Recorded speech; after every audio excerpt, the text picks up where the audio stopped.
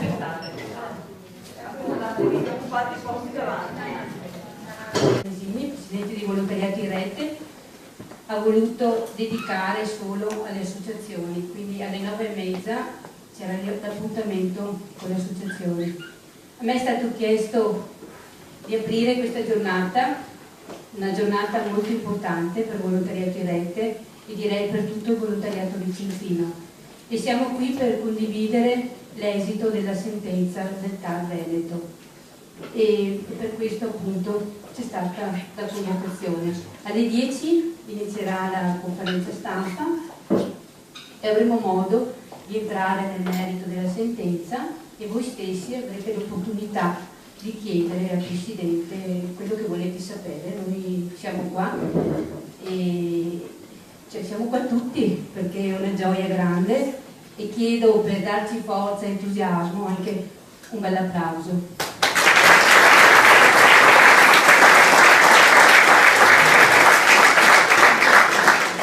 La parola al Presidente Marco Gianesini. Visto che siamo ancora tra di noi, non sapevo se mettermi la cravatta, qui no, alziamo il volume.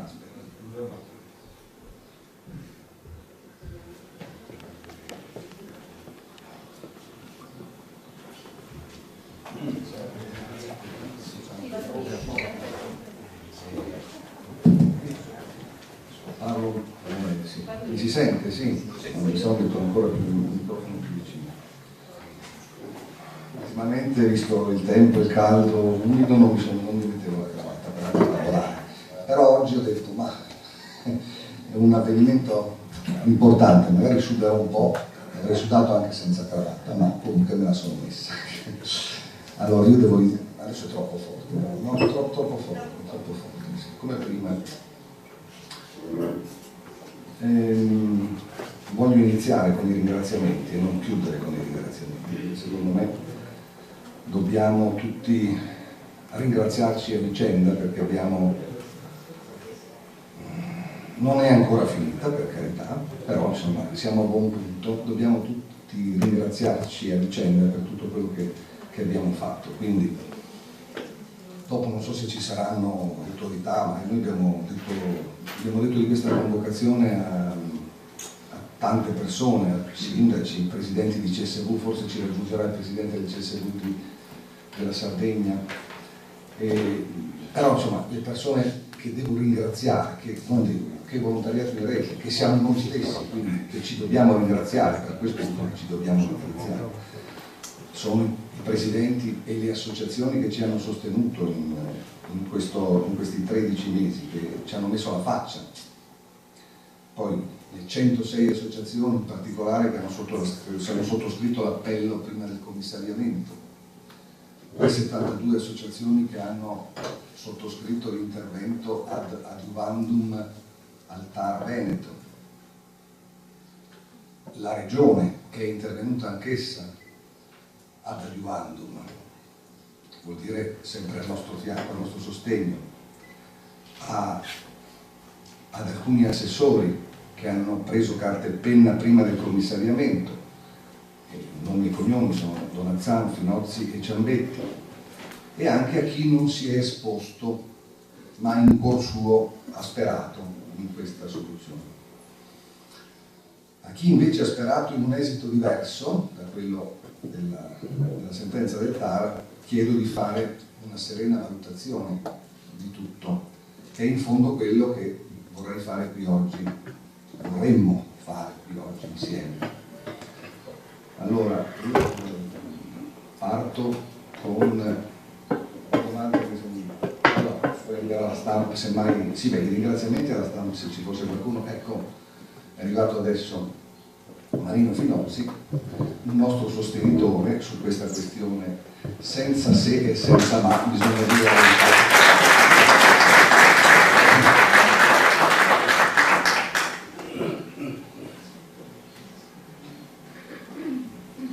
Allora, molti di voi sanno, o forse no, non lo so, comunque io cercherò di fare un brevissimo riassunto, ma molto breve, di quello che è successo in questi 13 mesi. Poi vorrei rispondere alle domande e cercherò di farlo naturalmente, come sapete a me piace, questa volta posso, documenti non alla mano ma a video. Se qualcosa non dovesse risultare chiara, voi fermatemi subito, perché così sul punto ci chiariamo. Ma le cose più importanti saranno le vostre domande alla fine, perché così capirò, siccome la materia è tantissima, quali sono le cose che vi interessano, perché se dovessi raccontarvi tutta questa storia dall'inizio alla fine andiamo avanti anche al pomeriggio e quindi non vorrei raccontarvi cose che non vi interessano. Allora, e quindi questo perché vorrei che voi tornaste a casa non con le mie idee ma con delle risposte alle vostre domande. Finalmente potete averle adesso. Allora, se la Rita ci riassume, allora,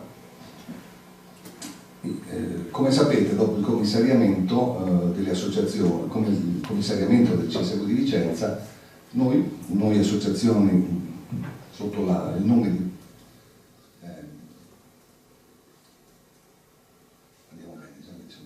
Volontariato in Rete, Federazione Provinciale di Vicenza, abbiamo optato di ricorrere al TAR. A fianco nostro intervenivano 72 associazioni e anche la Regione, quindi da una parte c'era Volontariato in Rete, 72 associazioni, la Regione, dall'altra parte il COGI. Nel frattempo però avevamo anche predisposto la documentazione per partecipare al bando. Però la procedura per l'assegnazione della gestione del CSV veniva sospesa dal COGI a 2 giorni dal termine, cioè l'ultimo giorno era il 29, che era un lunedì, 28 domenica, 27 sabato, se non sbaglio, 27, quindi il 27 il COGI decideva di sospendere la procedura di assegnazione. Bene. E il 9 marzo, proprio il giorno dell'udienza, il TAR emetteva la sentenza che magari avete visto, avete scaricato dal nostro sito. La sentenza però veniva pubblicata a maggio, il 30 di maggio. Con questa sentenza il TAR stabiliva l'illegittimità del commissariamento e quindi anche di tutti gli atti compiuti dal commissario dal momento in cui era entrato in carica. Ah, video c'hai? Sì, ecco, sì, però sono qua, perfetto, se no vi devo girare. Allora, questo è proprio un sunto, adesso ne faccio un altro un po' più lungo e poi dopo possiamo entrare nel dettaglio come da vostre domande. Allora, il 15 dicembre del 2014 avrebbe dovuto terminare la gestione del CSV di Vicenza.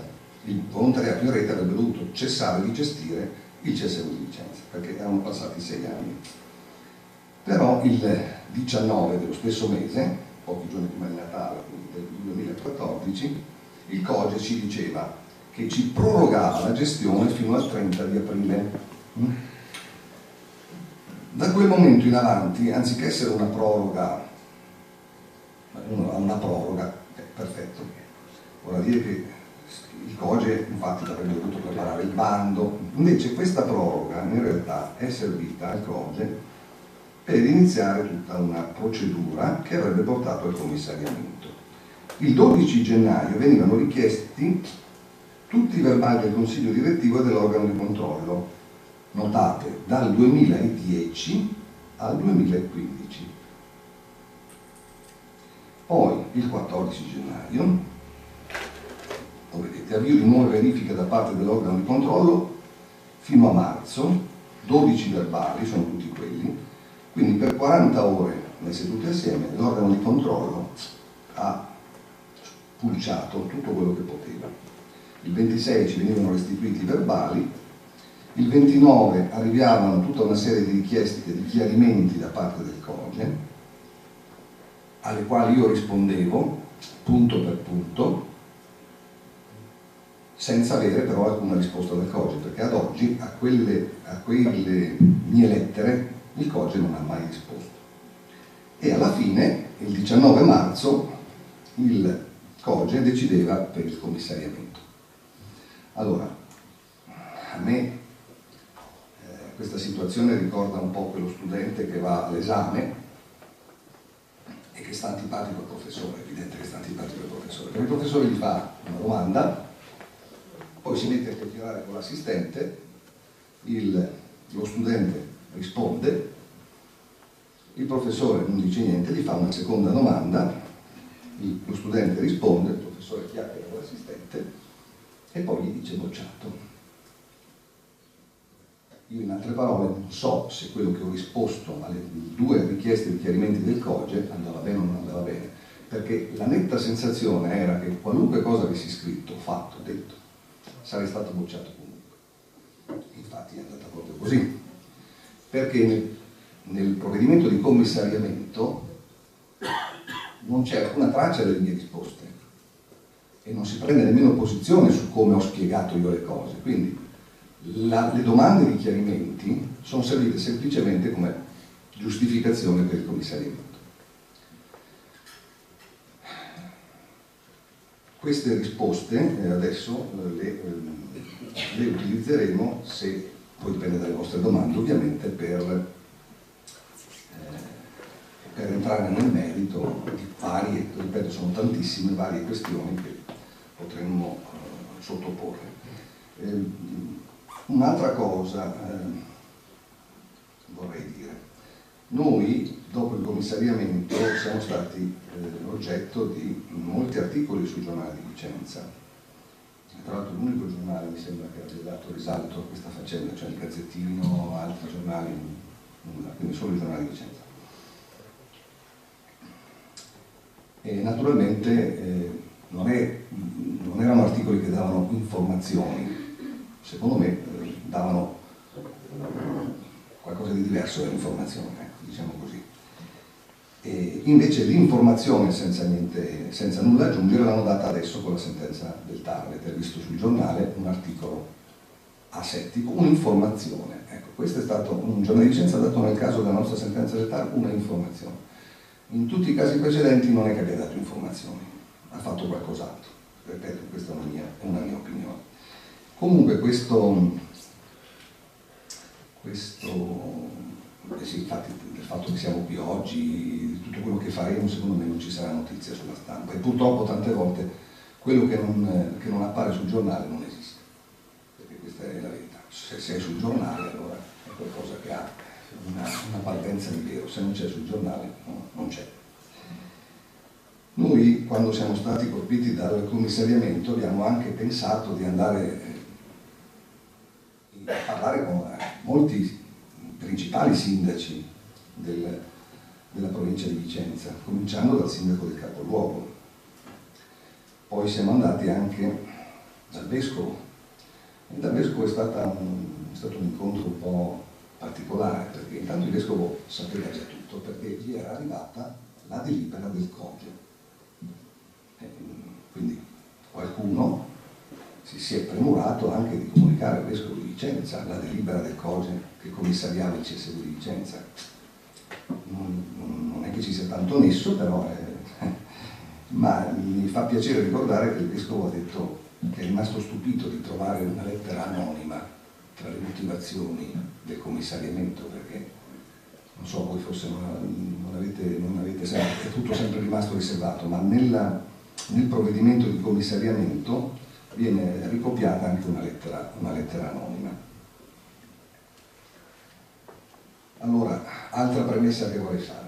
Siccome un presidente di un'associazione alla quale abbiamo mandato la sentenza mi ha detto che c'è poco da essere contenti perché comunque qualche errore l'abbiamo fatto anche noi.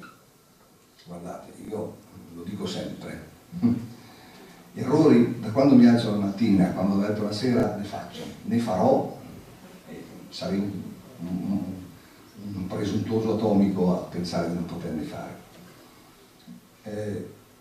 Per cui anche nella vita delle vostre associazioni voi fate errori, faremo errori, li fa il cittadino, il contribuente, l'automobilista, quotidianamente dobbiamo convivere con i nostri errori. Io ho sempre detto che le persone, gli uomini, le donne, io li considero soprattutto nel momento dell'errore, non nel momento in cui va tutto bene, passate i termini della vittoria, perché lì sono capaci tutti a gestire una vittoria. Il problema è saper gestire gli errori, saperli riconoscere e saperli correggere. Quindi a questo presidente dell'associazione che mi dice che sì, va ben d'accordo, però abbiamo compiuto degli errori, quindi non c'è tanto da stare contenti, dico, vabbè, guarda che continueremo a farne gli errori. L'importante è che questi errori vengano segnalati e vengano corretti. Poi un discorso diverso è quello della malafede. È chiaro che se io faccio appositamente delle cose che non vanno bene, allora è un altro paio di maniche.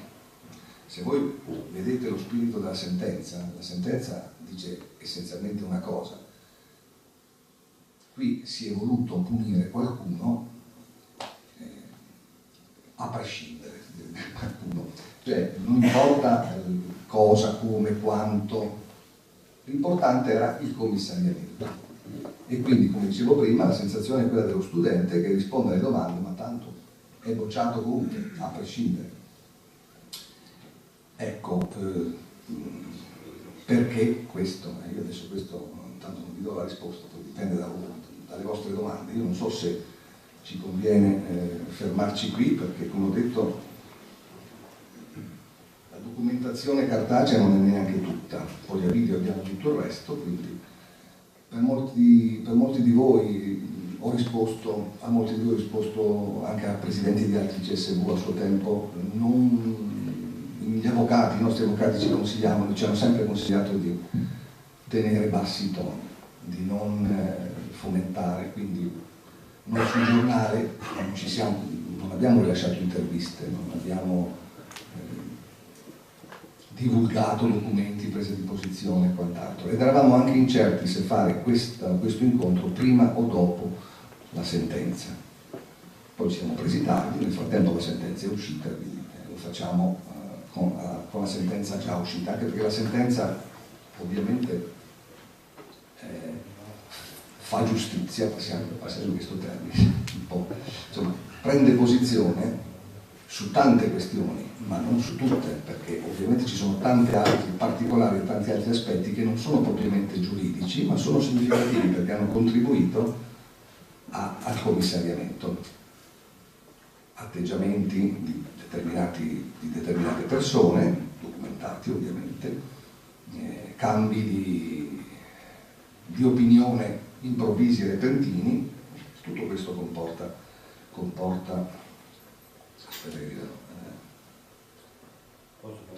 certo, ecco, perfetto.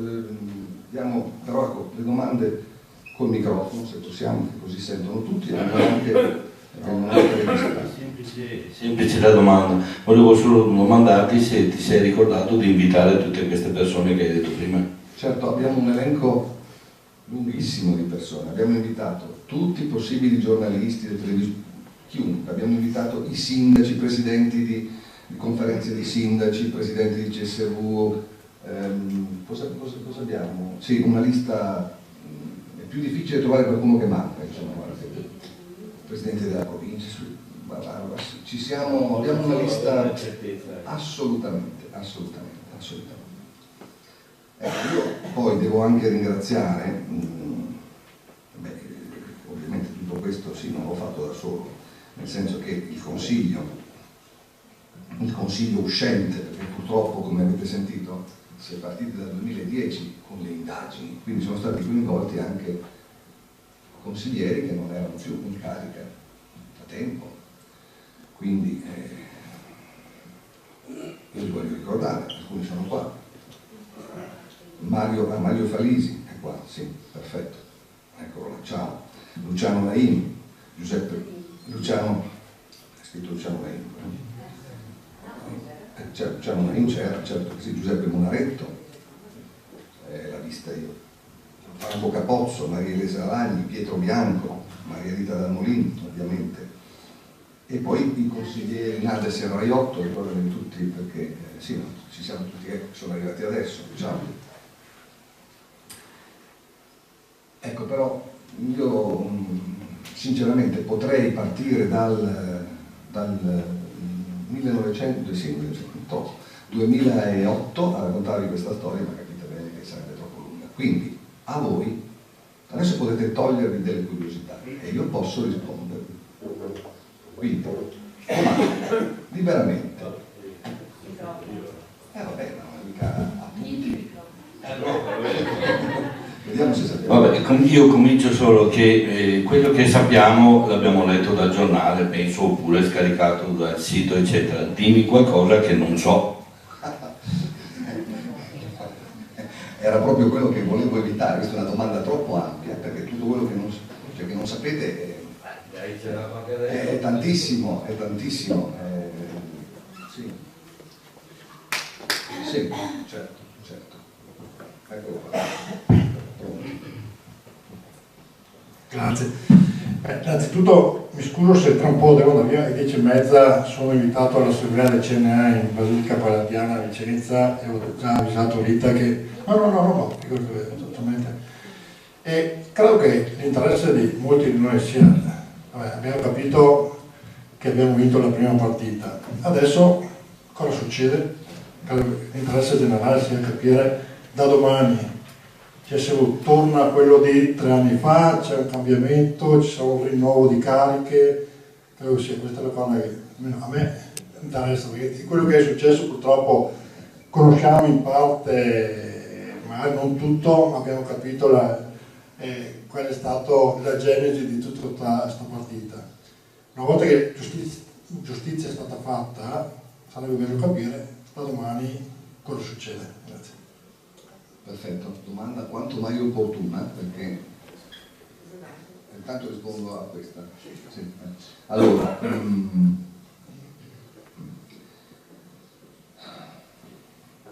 cosa succederà?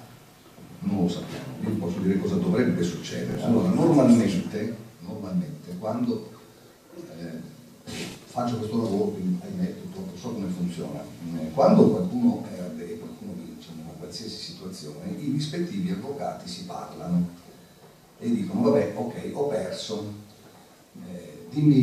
presentami il conto, quanto devo pagare, io magari farò appello perché non sono d'accordo, però la sentenza, è importante che voi lo sappiate, la sentenza di primo grado è esecutiva, cioè vale a dire se anche io facessi appello, ricorso e quant'altro, non importa, la sentenza è esecutiva, cioè va adempiuta.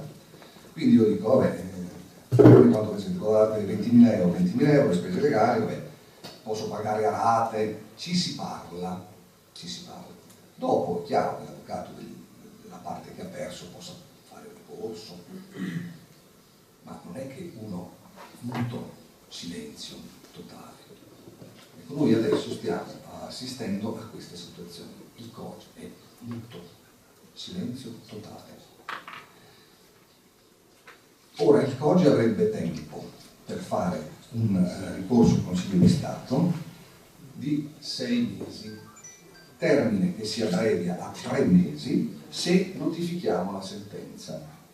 Notificare la sentenza significa che io la devo spedire materialmente al COGE con una formula e quindi accorcio i termini. Non è che il COGE sta lì aspetta 6 mesi, ma 3 mesi di tempo per fare appello se vuole.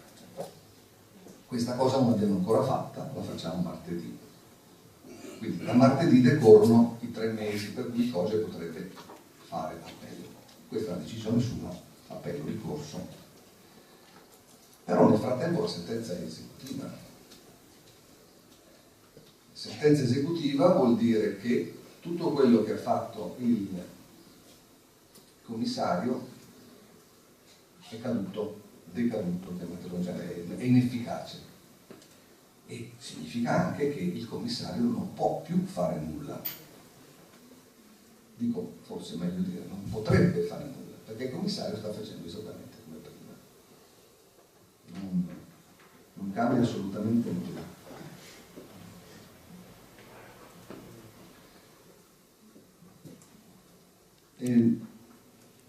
Noi non abbiamo ovviamente deciso di andare a bussare alla porta e dire ok, adesso toccano di fuori, perché c'è una situazione particolare.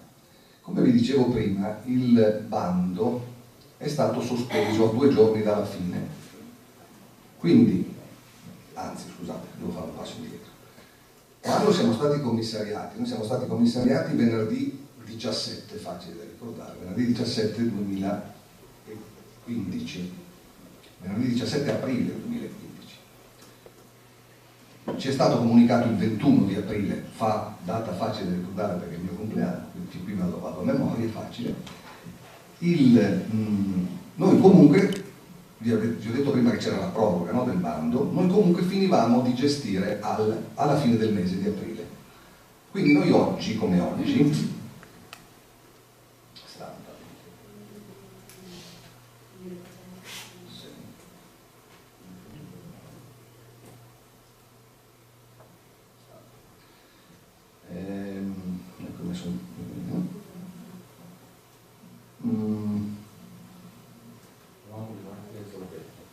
sì.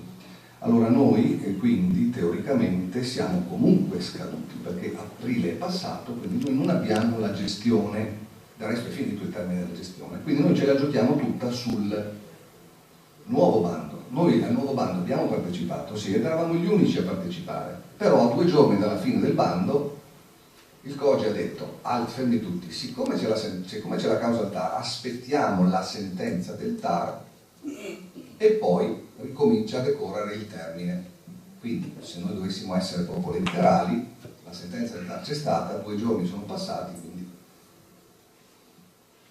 però il COGE deve fare qualcosa, deve decidere, deve muoversi, anche perché se tutti gli atti compiuti dal commissario sono stati caduti, come ne esce? Secondo la logica del diritto amministrativo dovrebbe portare alla nomina di un altro commissario che convalida gli atti compiuti dal precedente, il COGE dovrebbe prendere atto che l'unico che partecipa siamo noi, valutare il nostro progetto, che lasciatemelo dire, la Rita, abbiamo fatto un lavoro, è difficile che ci sia qualcun altro che abbia un progetto migliore del nostro, però il fatto sta che siamo da soli e quindi dovrebbe essere una strada tranquilla, se non ci fosse un atteggiamento del COGE come quello del professore che vi dicevo prima.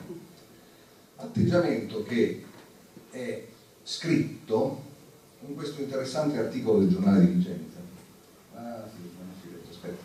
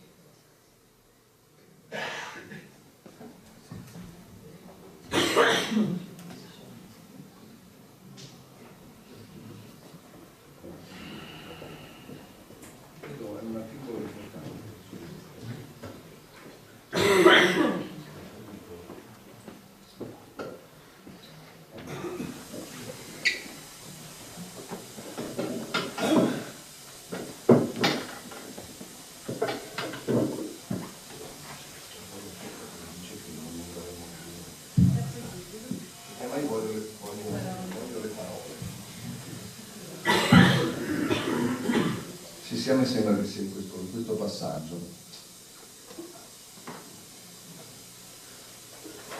Allora, in questo articolo del giornale di Vicenza, adesso troviamo il passaggio, se non erro in questo articolo del giornale di Vicenza, il vicepresidente del CSV, Francesco Maria Riboni, dice che comunque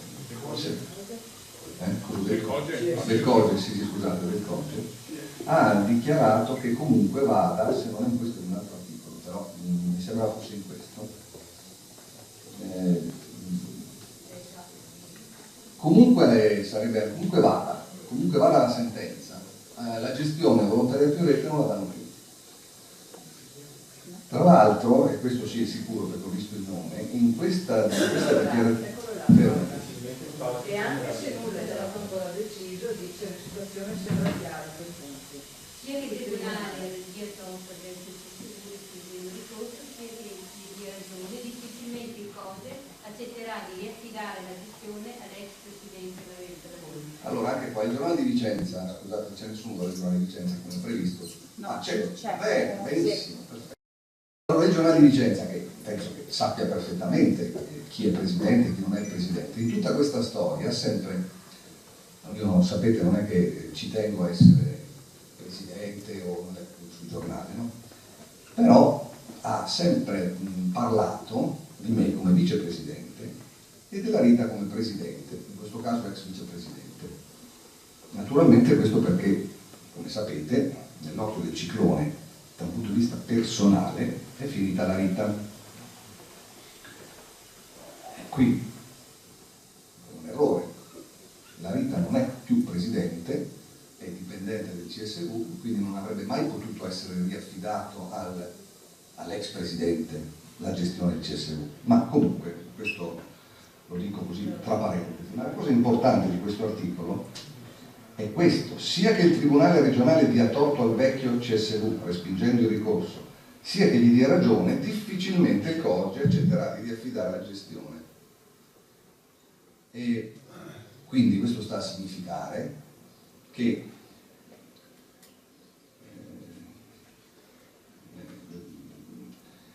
sta a significare che cosa? Sta a significare che mentre noi comuni cittadini dobbiamo comunque sottostare ad una sentenza, la politica fa quello che vuole.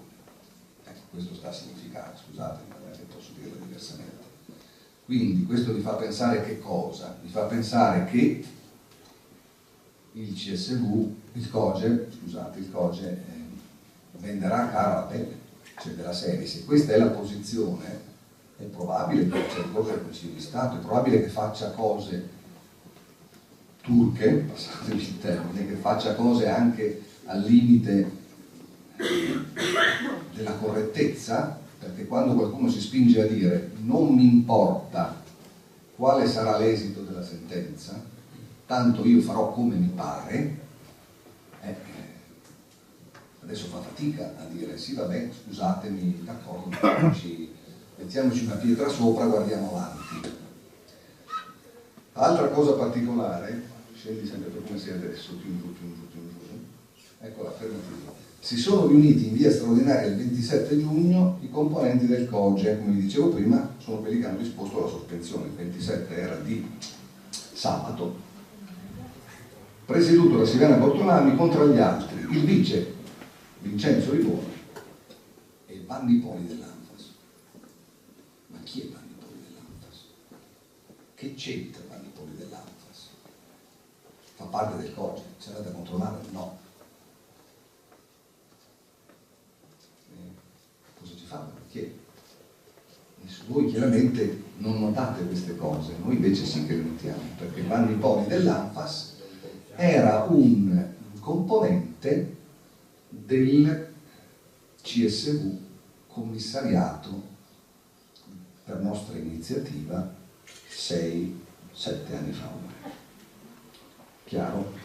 È chiaro un po' il collegamento, no? Quindi noi abbiamo visto questo nome e abbiamo già capito, abbiamo sentito le parole di Francesco Maria Riboni e abbiamo già capito. Però il corso al TAR abbiamo fatto lo stesso e abbiamo sempre sperato che il TAR di Venezia non conoscesse tutte queste beghe provinciali di Vicenza, e infatti per fortuna il TAR Veneto, ci sono giudici che guardano le carte, come si dice, i documenti, non si sono fatti condizionare da influenze politiche, da discorsi, ma tu, ma sei amico di chi, quando, no? Tutte queste cose qua, per fortuna non ci sono, come del resto è successo anche nel commissariamento di 7 anni fa, che è stato deciso a Venezia, perché a Vicenza no, chiuso, non so se sì, l'assessore, non è più assessore, l'ex assessore è andato via. Se c'è qualcuno della stampa che vuole fare domande, adesso sono qua, ho visto solo il giornale di Vicenza, bene, Vicenza più, sì, adesso è arrivato, sì, bene, se no il pubblico, perché tanto le domande sono, le risposte poi vanno bene sia per la stampa che per aspetta, ecco, sì, vai. Beh, intanto una cosa vorrei che si spostasse un po' in qua, l'ultima colonna. Sì, lì, ecco, perché torno indietro una scarpa, c'è di più di quello che hai detto tu un attimo fa, e abbassa un po'. passare? Sì. Qua? Sì, vieni ancora avanti. Eccolo qua, eccolo qua. Bisogna ridare trasparenza, perché le vicende bisogna comunque votare pagina. No, che è con l'aggiuntiva rispetto a quello che dicevo prima, l'avevo intravisto. Per dire che comunque non ci sono altri spazi e quindi danno l'indicazione, dà già l'indicazione lui a un eventuale consorzio, coordinamento di associazioni, eccetera, eccetera. No. Io l'ho già detto a una precedente incontro, non riesco a capire perché improvvisamente dopo il ricorso nostro, questo qua che io ho appoggiato, improvvisamente mi arrivano sistematicamente dal CSV di Padova, sistematicamente, le informazioni sulle attività di quel CSV. Non riesco a capirlo, me lo mando via mail alla pagina, all'informazione della nostra associazione, ho chiesto spiegazioni a loro del perché improvvisamente arriva questa roba qua.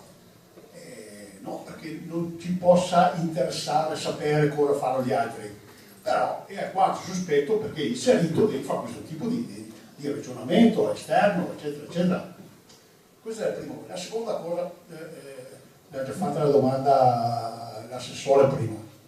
Adesso come si va avanti? Questa è la cosa più importante, i tempi, eccetera. Dobbiamo stare attenti a non fare, come dire, a non fare della dietrologia, ecco, no? Va bene? Perché è evidente che qua c'era un meccanismo politico teso a far fuori il volontariato in rete, è evidente questo, proprio è lampante, insomma, no? Io eviterei di andare a ritroso e quindi di cercare chissà cosa, per puntare invece tutto quanto a scegliere immediatamente, il più presto possibile, presso i nodi che ci sono, e i nodi sono a chi viene affidato il servizio, il nuovo bando, eccetera, eccetera, no? L'ultima considerazione è questa: se dovessero rifare il bando, visto che quello precedente è decaduto e voi eravate gli unici presenti, non è che rifacendo il bando si possa riaprire tutto e quindi si apre la possibilità ad altri di presentare il proprio progetto, atteso che quello precedente evidentemente è stato annullato.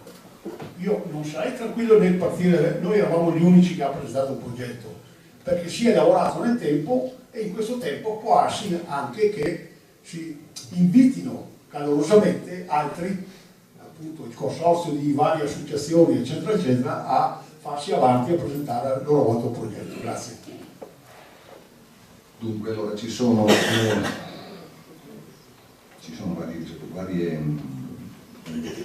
varie cose da affrontare con questo, varie risposte da dare. Allora,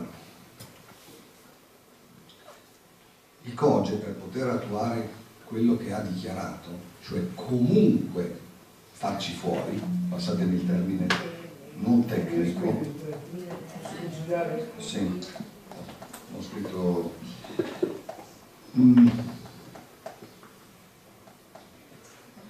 per farci fuori, come appunto ha dichiarato, ha due possibilità: o far nascere un altro raggruppamento di associazioni, e a noi risulta che qualche cosa si è mosso in questo senso, però un raggruppamento di associazioni minoritario rispetto a noi e naturalmente con nessuna esperienza. Noi abbiamo 6 anni di gestione, abbiamo tanti accreditamenti, abbiamo diversi numeri, insomma, oggettivamente.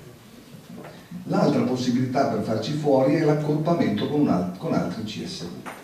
Mentre sulla prima questione io sono abbastanza ottimista, perché dico è difficile che qualcun altro si presenti e abbia numeri migliori dei nostri. Sulla questione dell'accorpamento con gli altri CSV invece può essere benissimo, nel senso che ok, voi siete gli unici che partecipano, però non mi interessa se siete bravi, siete quello che volete, ma c'è scritto nel regolamento del COGE, io vi accorpo a Padova, tanto per fare un'ipotesi così a casaccio, e non mi fate dire altro sul CSV del Padova. E quindi questo è sicuramente possibilissimo. Però tutte queste situazioni bisogna che il COGE stia un attimo all'occhio. Perché? Perché il riassunto, il sunto, il punto giuridico, la massima, dicono gli avvocati, della sentenza è la seguente. Voi avete applicato delle sanzioni non proporzionate, in altre parole vi siete accaniti contro qualcuno. Allora qualsiasi cosa che adesso confermi questo accanimento mette il COGE con le spalle al muro, perché allora facciamo ricorso noi, facciamo tutta una serie di cose noi, quindi Chi vorrebbe fare un'intervista, se può farlo solo adesso, io mi scuso se ho interrotto, però sarebbe importante. solo adesso. Poi facciamo fare qua. Può fare qua? E prego, facciamolo qua, facciamo nel pubblico, prego. Venite pure per l'intervista. È meglio farla qua ancora. La facciamo qua? Sì, sì, grazie. La facciamo col Presidente.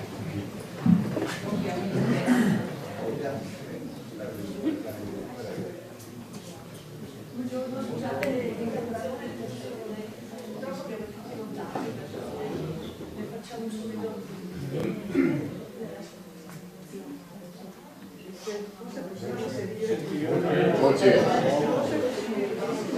Anticipando la domanda. Il microfono, c'è il microfono.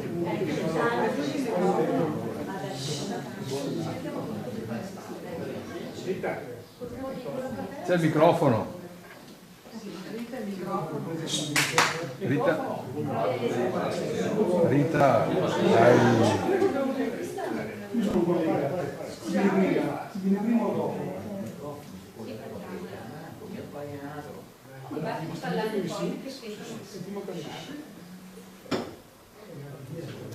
Allora,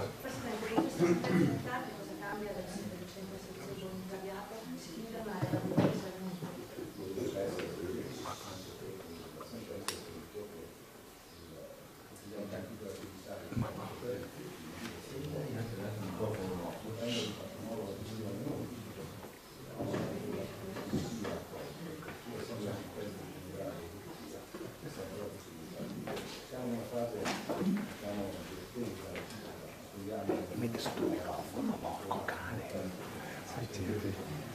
Ma non si può mettere il microfono? Certo.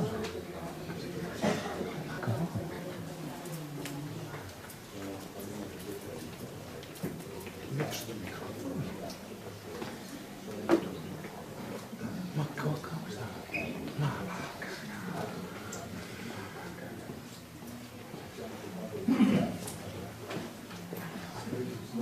solito il mamma.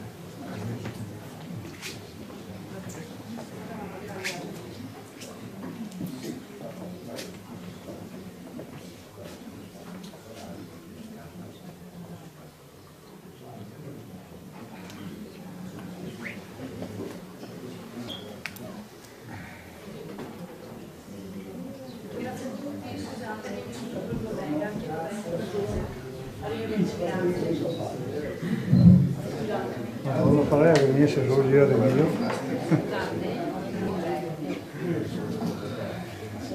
Adesso fatemi dire cosa gli ha detto. Sì, stavamo dicendo che c'è questa possibilità. Ecco, quindi qualsiasi comportamento del COGE deve non essere e neanche apparire vessatorio nei nostri confronti. Per esempio non possono riaprire un bando nuovo, perché il bando attuale quello è. Se dovessero riaprire un bando nuovo dovrebbero giustificare perché riaprire un bando nuovo. È chiaro che intendono colpirci, quindi sarebbe un atteggiamento vessatorio, quindi sicuramente verrebbe fuori ci sarebbe da discutere, non dico ricorsi al TAR, ma poi queste cose poi interviene anche la politica, è inutile negarlo, quindi a quel punto sarebbe ancora più chiaro a tutti che c'è una pregiudiziale nei nostri confronti. Ricordate lo studente che vi dicevo prima, è chiaro, dobbiamo bocciarlo, si ripresenta un'altra volta, gli diciamo di venire a fare l'esame e poi invece non ci siamo, non ci presentiamo. C'è tutta una serie di atteggiamenti che mirano soltanto a farci fuori. Quindi il bando, per rispondere alla domanda, il bando dico, non può essere sospeso, scusate, non può essere annullato, non è che ne possa fare un altro. E il COGE è tenuto a riaprire il bando per 2 giorni. Secondo noi 2 giorni sono già passati, oppure può darsi che la interpreti diversamente, comunque sempre 2 giorni ci sono per la fine del bando, niente di più. Certo, può essere, ripeto, che passino questi 2 giorni, ci siamo solo noi a quel bando e decidono di accorparci a Padova. Però, ripeto, questo accorpamento deve essere motivato ed è fatica a motivarlo, perché uno dice: ma allora perché hai fatto il bando? Se dovevi accorparmi a Padova lo sapevi anche prima. Fai il bando, partecipa solo un'associazione che siamo noi, sospendi per aspettare la sentenza del TAR, quando senti la sentenza del TAR che non ti piace, allora ci accorpi a Padova. Capite bene che è facile vincere un ricorso al TAR, toccherebbe rifarlo, o comunque io spero tanto che il COGE cerchi di ragionare col cervello e non con altre parti del corpo, perché se usa la testa queste cose non può fare. Tutto questo accanimento ha delle radici antiche, vabbè, comunque lasciamo stare. A voi. Posso? Certo. Buongiorno, Corriere di Vicenza Più. Lei ha accennato, mi scuso per il ritardo, ma c'è il mio collaboratore che sta riprendendo tutto, perché la riprenderemo e la trasmetteremo tutta su vicenzapiù.tv. Il nostro slogan è dare visibilità a tutti. Allora, lei ha accennato che ci sono delle chiamate beghe, no? Io direi complotto da parte di alcuni poteri.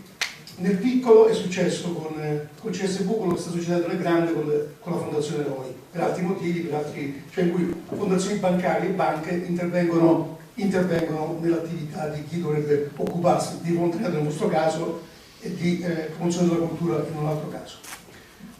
Racconto per chi non lo sapesse come abbiamo vissuto la vicenda. Il giornale locale, io non ho problema a fare nomi e cognomi, ha pubblicato una decisione che aveva ricevuto in esclusiva, ha pubblicato virgolettato intervista alla Presidente Bortolami e da quel giorno è partita una serie di articoli, giorno per giorno, in cui il Presidente Genesini era descritto come un malfattore, la signora Maria Rita Molino come una assunta per grazia di Dio e che spendeva forse meno di Galan, di cui non parlavano, qualche migliaio di euro per le spese legate alla sua attività, e questa campagna è proseguita per giorni. Noi l'abbiamo chiamata campagna infamante e diffamatoria. Fatto sta che pochi giorni fa la sentenza è arrivata, la vedete scritta, non è compito nostro commentarla perché l'ha emessa un giudice. A questa sentenza noi l'abbiamo pubblicata integralmente, lo stesso giornale che ha questo stile ha pubblicato un articolo e non ne ha parlato più. Questo non mi interessa cosa fa il giornale, perché i lettori decidono come si comporta un giornale, lo stanno decidendo comprando sempre meno copie. Comunque, ma cosa c'entra comunque questo? Io faccio l'intervento che voglio io, poi parli tu. Va bene. Il documento degli articoli l'avete fatto?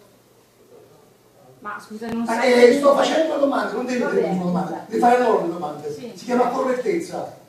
Sì. Legga quello che è scritto, noi facciamo come fatto quotidiano, citiamo chi dice bugie. Allora, noi abbiamo chiamato la signora Bortolami che non ci ha mai concesso un'intervista, mentre sul giornale c'era. Allora, domande: la Bortolami verrà rieletta presidente del COGE?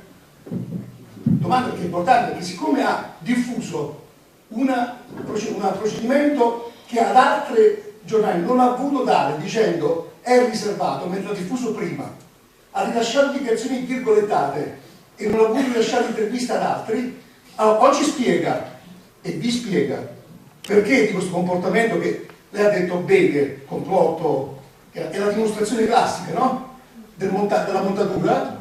Quindi chiede che atteggiamento avrete verso una possibile candidatura della Bortolami, che atteggiamento avete verso le fondazioni che pur versando 4 euro si arrogano il diritto di decidere i vertici di questa fondazione, e se avete intenzione di procedere legalmente per le accuse che, se fosse state rivolte a me, mi sarei comportato diversamente. Io non denuncio mai nessuno, ma scrivo. Siete stati descritti come dei ladri, tra virgolette, come reagirete? Grazie. Allora,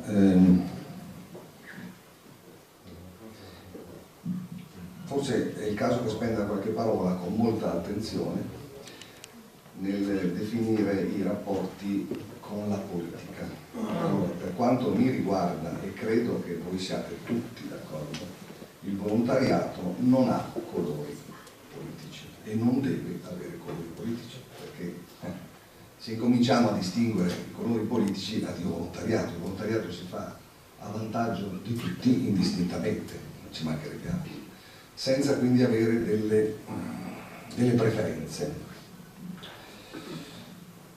Detto questo, dico questo perché noi, come dicevo prima all'inizio, in una certa fase, quella delle domande del professore che dicevo prima, mentre mi facevano queste domande e io rispondevo, sapendo e avendo intuito che il professore mi avrebbe comunque bocciato, siamo andati a parlare con colleghi del professore per capire se si poteva far cambiare atteggiamento al professore. Io adesso parlo del professore come parafrasi, ma mi capite, no? Quindi siamo andati da colleghi del professore. Uno dei primi, se non mi pare il primo, è stato il sindaco di Vicenza. Il sindaco di Vicenza ci ha, perché sono andato con la Rita, ci ha detto, beh, ma ok, d'accordo, ma io ho bisogno di sapere che il volontariato vi segue. E allora corri a raccogliere, molti di voi lo sanno, le 109 firme del volontariato, 106, portate al sindaco, silenzio. Allora è evidente che questo collega del professore era d'accordo con il professore, o comunque gli andava bene quello che faceva il professore. Ecco, altri colleghi del professore invece si sono attivati. Ecco la lettera degli assessori, allora erano assessori, quindi Donazzani, Ciambetti, Finozzi. Allora io vorrei che fosse chiaro che noi non abbiamo scelto dei colori politici, noi abbiamo bussato alle porte di tutti, alcuni hanno aperto, altri non hanno aperto. Quindi il finale è che appare che noi ci siamo rivolti soltanto a qualcuno di certi colori politici e non di altri. Così non è. È stata una decisione non nostra, cioè alcuni professori ci hanno fatto entrare nella stanza e ci hanno sentito e altri non hanno aperto. Questo per chiarire i rapporti con la politica.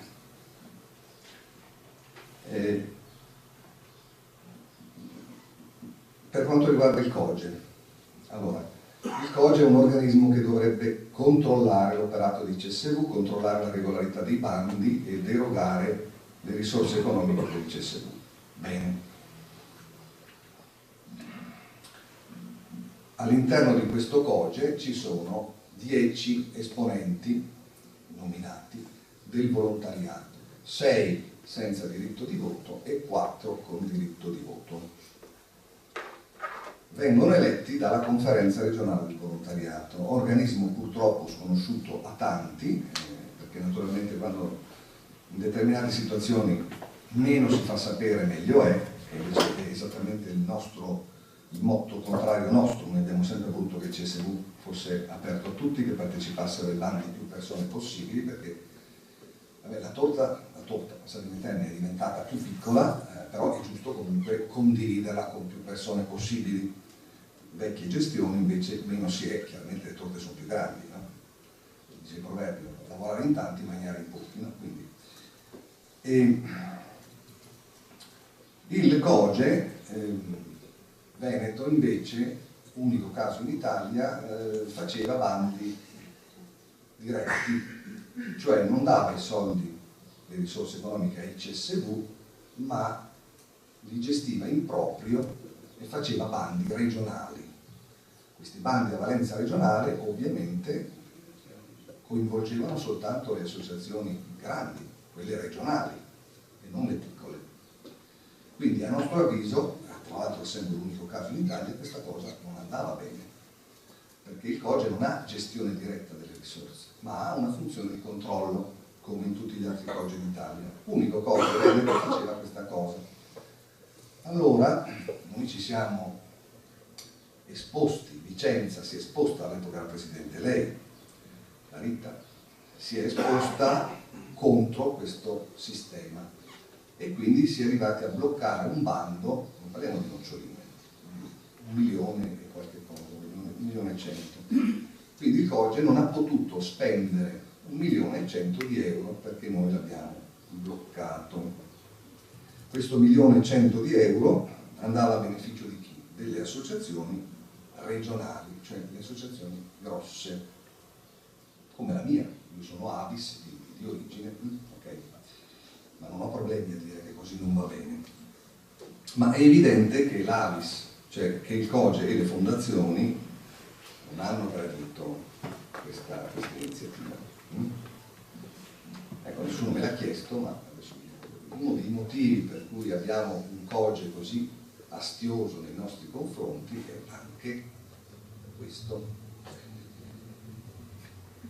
Vengo al discorso della Presidente Bortolami. La Presidente Bortolami dovrà essere eletta alla prima riunione del COGE.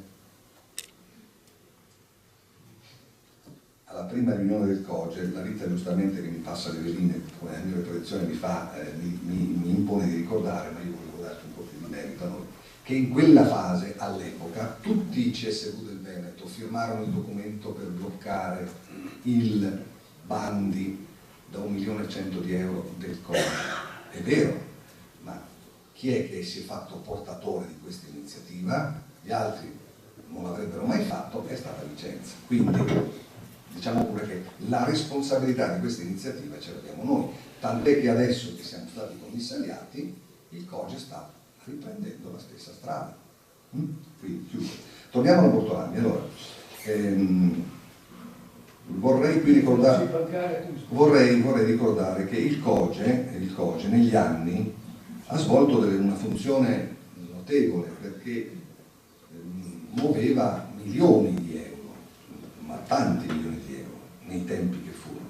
La gestione del COGE è stata caratterizzata da una prima fase nella quale il presidente del COGE erano dei politici, assessore alle politiche sociali, Zanon. Il COGE dura 2 anni, quindi 2 anni e altri 2 anni, 4 anni Zanon.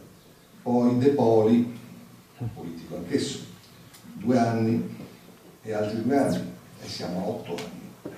Dopodiché c'è stato un cambio, probabilmente De Poli ha fatto qualcosa che non andava bene, ma su questo vi invito ad andare a leggere i giornali dell'epoca, e allora le fondazioni hanno detto no, basta, adesso insomma, vogliamo che i nostri soldi non siano spesi per affari politici, diciamo, ma siano spesi per il volontariato. E allora è stato nominato Spiller quindi era una sorta di compromesso tra la politica e le fondazioni, perché Spiller, come sapete, è un ex assessore della Giunta Mariati della Prima Repubblica e presente, lo trovate spesso sul giornale, no? Spiller. Però era anche un esponente delle fondazioni bancarie, quindi assommava, diciamo, su di sé tutte e 2 le vesti, era una medaglia con 2 facce, fondazioni e politica. E infatti Spiller, a differenza degli altri, ha fatto 3 mandati, quindi 2, 4, 6 anni. Nel penultimo mandato c'ero anch'io al COGE ed è quello che in quell'occasione è nato poi il commissariamento di Vicenza, che Spiller non ha in alcun modo favorito, anzi ha ostacolato, perché il presidente del CSV di Vicenza dell'epoca era Mario Zocche, assessore anche lui, insieme a Spiller, nella Giunta Mariati della Prima Repubblica. E quindi, adesso non ho più seguito il curriculum, quindi, ok, capite la situazione, no? Immagino. Poi ci sono stati 2 nuovi presidenti del COGE, che sono stati Guglielmi, espressione politico, quindi solo bancaria, espressione bancaria, e adesso che ha fatto 2 mandati, quindi 2 più 2, 4 anni. E adesso c'è il mandato della Silvana Bortolami che ha fatto 2 anni, sempre espressione della fondazione, in questo caso della Cari Paolo Eurigo. Adesso sapere se il nuovo COGE eleggerà ancora di nuovo la Bortolami, questo noi facciamo fatica a saperlo, però posso dire una cosa: il COGE che ci ha commissariato non vedeva tra i suoi componenti alcun vicentino. Allora, anche questo è significativo, voi capite tante cose, spero. Come mai non c'era nessun vicentino nel COGE che ci ha commissariato? La normativa, per come la leggiamo noi, a me per me è abbastanza chiara, dice che deve essere garantita la rappresentanza di ogni provincia. Allora, come dicevo, 10 sono i componenti del volontariato nel COGE, 4 con diritto di voto, 6 senza diritto di voto. In questi 10, siccome le province venete sono 7, ci dovrebbe essere almeno uno per provincia. Chi è che elegge questi 10? La conferenza regionale del volontariato. La conferenza regionale del volontariato, quando è stato il momento di eleggere i rappresentanti al COGE, non ha eletto nessun vicentino. E qui dovremmo andare a raccontare una cipolla, tante questioni. Che cosa è successo nella conferenza regionale del volontariato? Come mai la conferenza regionale del volontariato non ha eletto nessun vicentino? E qua dovremmo aprire un'altra storia, ma se non mi fate la domanda io non posso parlare all'infinito. Torniamo a noi. Quindi quel COGE che si è riunito non vedeva nessun vicentino, non c'era nessun vicentino, quindi nessuno chiaramente ha alzato la mano e dire: ma scusa, avete parlato, avete chiesto, ma incontriamoli, fateli vedere qui. Assolutamente nulla. Questo COGE, fatto da tutti tranne che da vicentini, è decaduto il 13 maggio. Il 13 di giugno, cioè dopodomani, proprio sabato, avrebbe dovuto riunirsi il nuovo COGE, perché ci sono le delibere della regione che nominano i nuovi componenti del COGE. I nuovi componenti del COGE ci sono i vicentini adesso, tutto a posto. C'è gente, diciamo, che mi auguro sia un po' più libera di alzare la mano e di parlare. Però noi abbiamo notizia che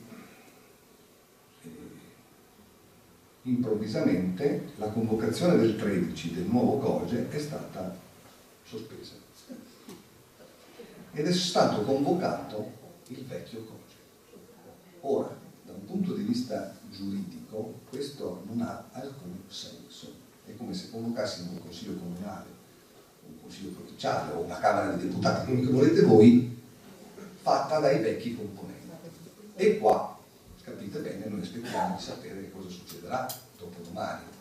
Però io sono sempre la stella polare che mi fa interpretare queste cose, è quella frase che avete sentito di Francesco Maria Riboni, di Vincenzo Maria Riboni, scusate, e cioè comunque vada nella gestione non gliela daremo.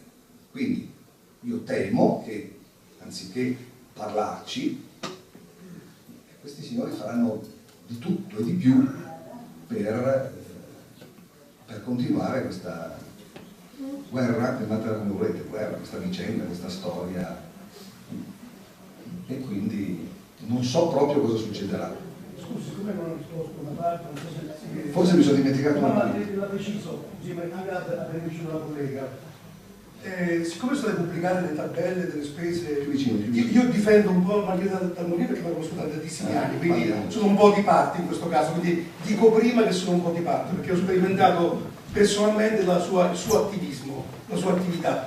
Quindi se dico qualcosa a favore, perdonatemi. All'epoca feci fare degli articoli da un mio collega perché dissi: siccome sono prevenuto in senso positivo verso Dalmolin, preferisco che gli articoli li faccia un collega che non la conosce. Questo è il nostro stile, non è il migliore, è il nostro stile di operare. Io ho fatto gli articoli in questo spunto la persona, ma c'era un mio collega che ha scritto tutto quello che riguardava la vicenda.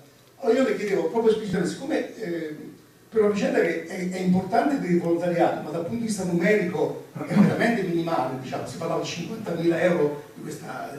Ecco, è stata pubblicata la tabella, questo lo ricorda anche la collega, di tutte le spese che la Margherita avrebbe sostenuto indebitamente. Chiederete, e poi si è tornato parecchi giorni, e poi il bersaglio principale di Perdoni Genesini era più la Dalmolin, che orrore, in Italia tutti lottiamo perché si vengono assunti, e invece in questo caso si lotta per non far assumere. Non so quanti giornalisti sono assunti. Comunque, dicevo, farete, siccome ogni giorno leggevo cifre, e mi ero preoccupato che magari avessi veramente rubato quei soldi che ti ponevano a livello di Galan, di cui le cifre di come la spesa non le ho mai viste. Allora dico, ma farete in modo che venga fuori, anche in base alla legge sulla stampa, una precisazione che quelle tabelle davanti della persona erano portate a sostegno di una tesi che un giudice ha giudicato come falsa. Grazie.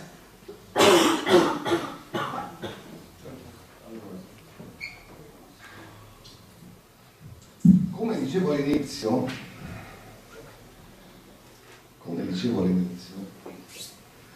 mi piace tornare sul paragone del professore perché così è chiaro.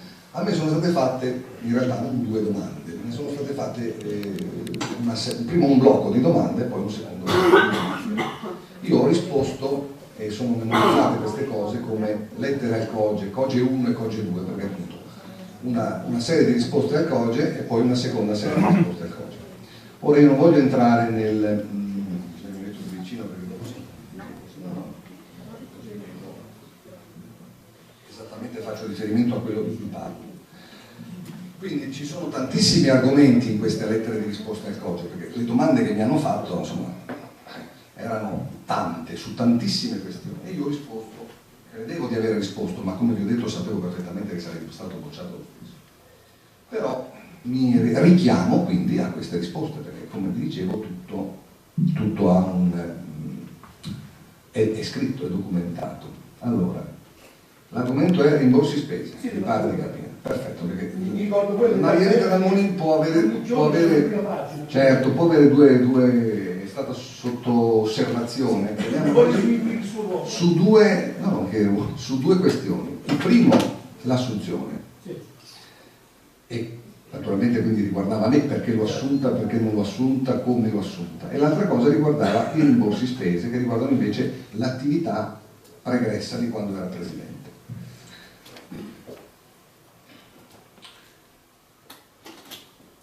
Ecco, vedete, non so se si vede. Allora, rimborsi spese, la richiesta è questa: copia rimborsi spese Presidente, si prende atto dei rimborsi richiesti e liquidati alla Presidente Margherita Dalmolin e al Vicepresidente Marco Genesini. L'organo di controllo rileva che i rimborsi chilometrici della Presidente sono stati presentati mensilmente e che l'importo complessivo per l'anno 2014 ammonta ad 8.000 euro. Si rileva inoltre che nelle spese sostenute con carta di credito ci sono ricorrenti pagamenti per pasti sostenuti dal Presidente per importi non indifferenti. Allora, e io qua incomincio a rispondere. Questo è l'addebito e questa adesso è la risposta. Affrontiamo prima la questione dei rimborsi chilometrici. È abbastanza grande? Preliminarmente si osserva che non risultano esservi regole che stabiliscono tassativamente la cadenza cronologica con la quale detti rimborsi possono essere sottoposti all'ente. Cioè, qua mi dicono che li presentava mensilmente. Io alla mia associazione Avis li presento ogni 6 mesi, ma non sta scritto da nessuna parte, puoi presentare una volta all'anno, una volta ogni 2, una volta ogni 15 giorni. Dipende anche, se ho pochi schei, aspetto che faccio 6 mesi. Se ho dovuto anticipare io le mie spese una cifra importante, non aspetto 6 mesi o un anno, lo faccio prima. Non ci sono regole su questo, no? Però loro scrivono, mi chiedeva mensilmente. E allora rispondo, ma cosa mi vuoi dire dicendomi che richiedeva mensilmente? I ripiego delle spese possono essere compilati, come scritto lì, vedete, mensilmente, annualmente, semestralmente, eccetera. Del resto il regolamento del CSU di Vicenza prevede una cadenza mensile, testuali parole, e o periodica, articolo 13.5. Ritengo logico tuttavia attendersi che maggiore sia la spesa anticipata, vedete, più ravvicinata sarà la richiesta di rimborso. Non so se questo abbia qualche rilevanza. Il CSU di Vicenza attende determinazioni in merito. Ditemi se dobbiamo farle mensilmente. Cioè, ho risposto alla domanda facendone un'altra in fondo. Naturalmente non mi ha mai risposto nessuno. Veniamo ora alla montare dei rimborsi chilometrici. Allora, io mi sono preso la briga di andare a controllare i rimborsi chilometrici, naturalmente. Il riepilogo anche alla dottoressa Rossetto al fine di una verifica. Scusate, la signora Dalmoni riferisce, scusate, ho perso una ci vedo poco. La signora Dalmoni riferisce di aver sempre sottoposto il riepilogo anche alla dottoressa Deborah Rossetto al fine di una verifica, ovviamente non di merito, ma bisogna dirlo. Noto tra l'altro che nei mesi di settembre e ottobre l'amministrazione che ha provveduto al pagamento in assenza della mia firma, quindi significa che, sapete, se il Presidente presenta una nota spese bisogna che la controfirmi il Vicepresidente, se la presenta il Vicepresidente deve controfirmare il Presidente, non è che uno da solo si fa la nota spese. Qui le hanno rimborsato le spese anche senza la mia firma. Vabbè, peccato veniale. Totale fa quella cifra che vedete lì. Allora, proprio per quanto riguarda il merito dei rimborsi chilometrici, allora io che cosa ho fatto qua? Mi sono preso, perché sui rimborsi chilometrici, cioè, o vai a dire, ma tu sei andato a trovare la nonna, sei andato a farti un viaggio cioè devi entrare nel merito del tipo di viaggio, no? Okay. Allora io, che erano 4 mesi, 3 mesi che facevo il Presidente, ho detto, un attimo, mi guardo io al mio rimborso spese chilometrico, com'è, qual è? E mi sono fatto il prospetto, cos'è, di 2 mesi? Ecco, nelle prime 6 settimane del Presidente, questo è il mio rimborso chilometrico, qua non c'è problema di privacy, non ho miei problemi. Schio, Careschio, Schio Vicenza, e c'è scritto tutto a fianco, consiglio direttivo, presenza al CSV, cioè mi sono accorto, e qua poi possiamo anche, se qualcuno fa la domanda, parlare della soluzione della Rita, mi sono accorto di quanto c'è da fare al CSV, anche soltanto in termini di firme, quante carte ci sono da firmare, e prima di firmare bisogna leggerle, perché sennò. E allora mi è venuto fuori quello che vedete di sotto, 499 euro, facciamo 500 per moneta. Faccio presente che in questo periodo non ho presenziato ad alcun evento organizzato dal volontariato vicentino, perché non sono andato alle manifestazioni del volontariato nei primi 3 mesi di carica che ho fatto, e ho effettuato 2 trasferte a Mestre in occasione degli incontri del CSV del Veneto. Allora, se io faccio la proiezione di questo trimestre sul 2015, basata esclusivamente sui dati che ho appena detto, io ho un costo di trasferta un anno di 4.329, ok? Io, che è la metà di quello che faceva la Rita in un anno. Allora, io qui scrivo al professore e chiedo, sono interessato a conoscere se tale costo è in linea con quello degli altri presidenti del CSV Veneto e se la dizione presenza al CSV è corretta o potrà dare origine a nuove osservazioni e contestazioni da parte dell'organo di controllo, e infine se e in che misura potrò partecipare ad eventi organizzati da organizzazioni di volontariato, CSV del Veneto, CSV Net o altri enti pubblici, perché quella proiezione che mi fa arrivare a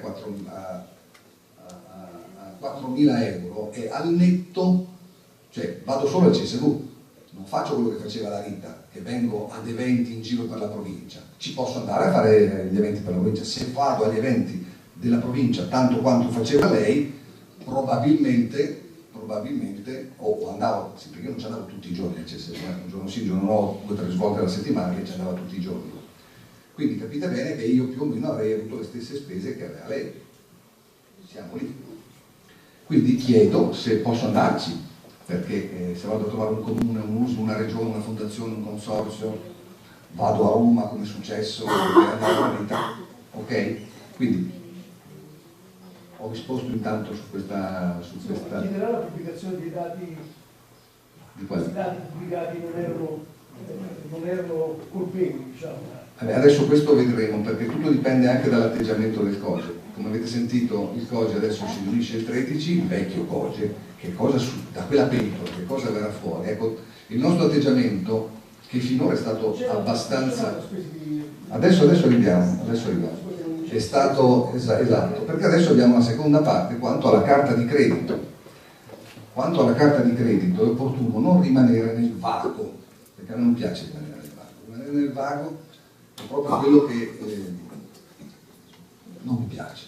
torniamo su, guardate cosa mi hanno chiesto, si rileva inoltre che nelle spese sostenute con carta di credito ci sono ricorrenti pagamenti per pasti sostenuti dal Presidente per importi non indifferenti. Di che stiamo parlando? Allora, a me non piace stare nel vago, proprio per niente. Allora io cosa ho fatto? Questo prima del commissariamento, ricordate, tutto prima del commissariamento, sono le famose domande, le risposte al professore che sapevo già che mi avrebbe bocciato, ma prima ho preso mese per mese, dal 1 gennaio 2014 a novembre 2014, perché non avevo in quel momento l'ultimo mese, quindi ho preso 11 mesi su 12 e li ho passati tutti. Allora, a febbraio la carta di credito mi dà 178 euro.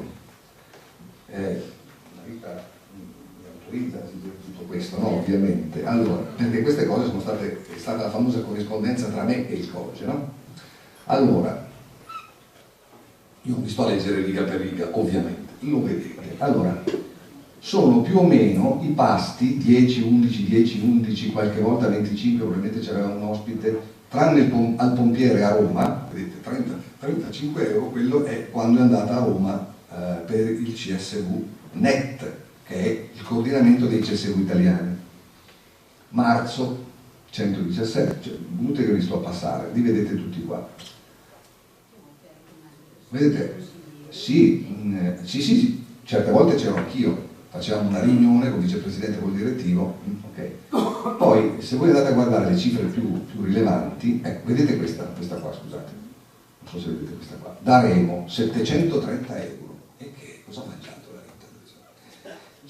C'era a Vicenza, c'era l'agorà delle associazioni e quindi dove? Eccolo! Ecco, c'era anche quel signore là in giù a mangiare per 730 euro. Erano nostri ospiti i presidenti e consiglieri di vari CSV, tra l'altro anche una consigliera di Roma che poi si è dimessa dal CSV per andare a fare l'assessore nella giunta Marino. Secondo me si è pentita molto di questo, ma comunque ecco, quindi daremo, noi abbiamo pagato 700, il CSV ha ospitato i presidenti di altri CSV, tra cui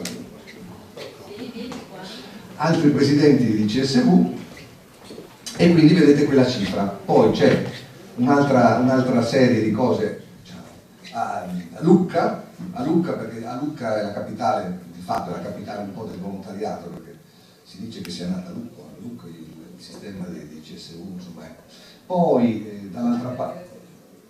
Poi anche dall'altra parte Milano, vedete Milano, sempre riunioni, e avanti di questo passo. Allora io li ho passati tutti, vi assicuro, ho passato, cioè la carta di credito, l'ho passata tutta. E sono stati giornate di lavoro, naturalmente. Lo scopo dell'analisi è rilevare l'esistenza di ricorrenti pagamenti per pasti sostenuti dal Presidente per importi non indifferenti. Beh, questo è quello di cui siamo stati accusati. Preliminarmente si ricorda che i costi sostenuti in struttura, alberghi o ristoranti a Roma o a Milano sono attinenti alle trasferte effettuate per partecipare ai consigli direttivi o alle assemblee indetti da CSV NET, organismo nel quale la signora Dalmoni ha ricoperto la carica di consigliere nazionale e al quale abbiamo aderito come ente gestore del CSV di Vicenza. Tali costi vengono rimborsati nella misura massima di 25 euro a pasto e di 80 euro a pernottamento da CSV NET. Quindi, se lei andava in un ristorante e pagava 30 euro, inizialmente li pagavamo noi, ma CSV NET rimborsava 25. Non sono cari CSV, no. Questo non lo sapevo. No. Grazie. E se va in un hotel che costa 300 euro a notte, gliene rimborsano solo 80. E lui certo. No, sorrido ma c'è da piangere. Allora, la signora Dalmoni mi ha confermato che esistono alberghi convenzionati con CSV NET, ma che il più delle volte non vi erano posti disponibili. Per questo motivo chiedeva al vicepresidente del CSV di Taranto, signora Maria Antonietta Brigida, noi abbiamo anche scritto a questa per farcelo confermare, ok? Perché io, scusate, mi sono approcciato a questa cosa come se fosse una causa, cioè devo documentare tutto, per cui poche chiacchiere. Ho interpellato personalmente, ecco, ho scritto, la signora Brigida mi ha confermato la circostanza. pur non avendo una cognizione esatta sul concetto di importi non indifferenti, basta un colpo d'occhio per notare che tali importi non sono ricorrenti, quelli non indifferenti, e soprattutto hanno una motivazione riscontrabile nella documentazione, tranne in 2 casi. Io ho trovato solo 2 casi, 13 settembre e 12 marzo. Vediamo nella lista. Allora adesso mi sono concentrato su quelli non indifferenti, cioè non sui 10 euro, non so se siete mai stati al CSV, che lì vicino c'è il boccone dove uno mangia a pranzo, cioè 10 euro il minimo sindacale, ma sono questi, vedete, 730 euro da Remo, eccoli qua. E allora adesso li ho passati uno a uno. 5 aprile.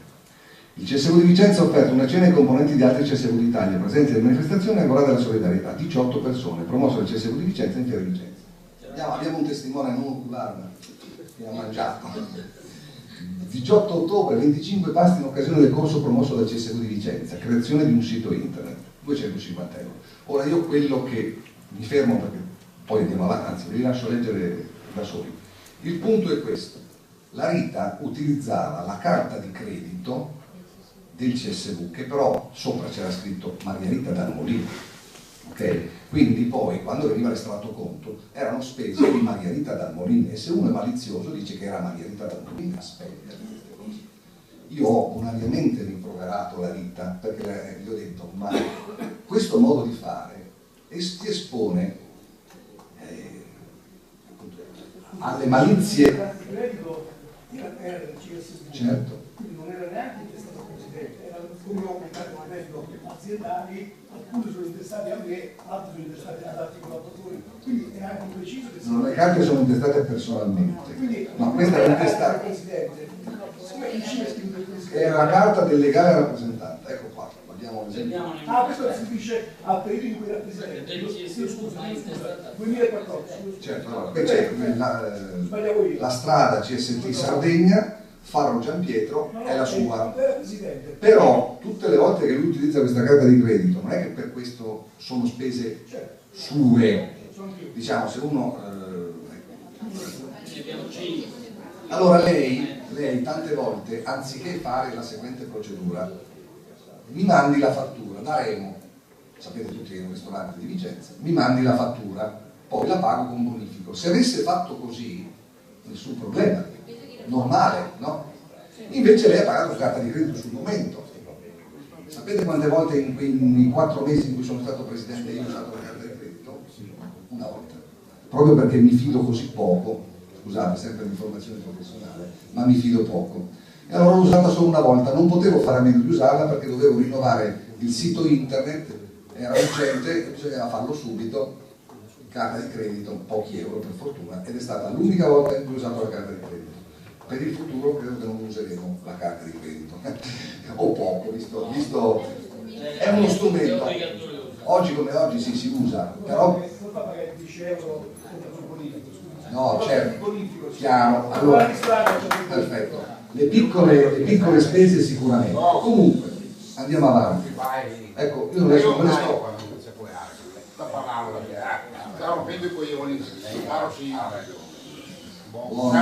buoni. Allora, questo qui ci sono tutte le spese, d'accordo? Perfetto.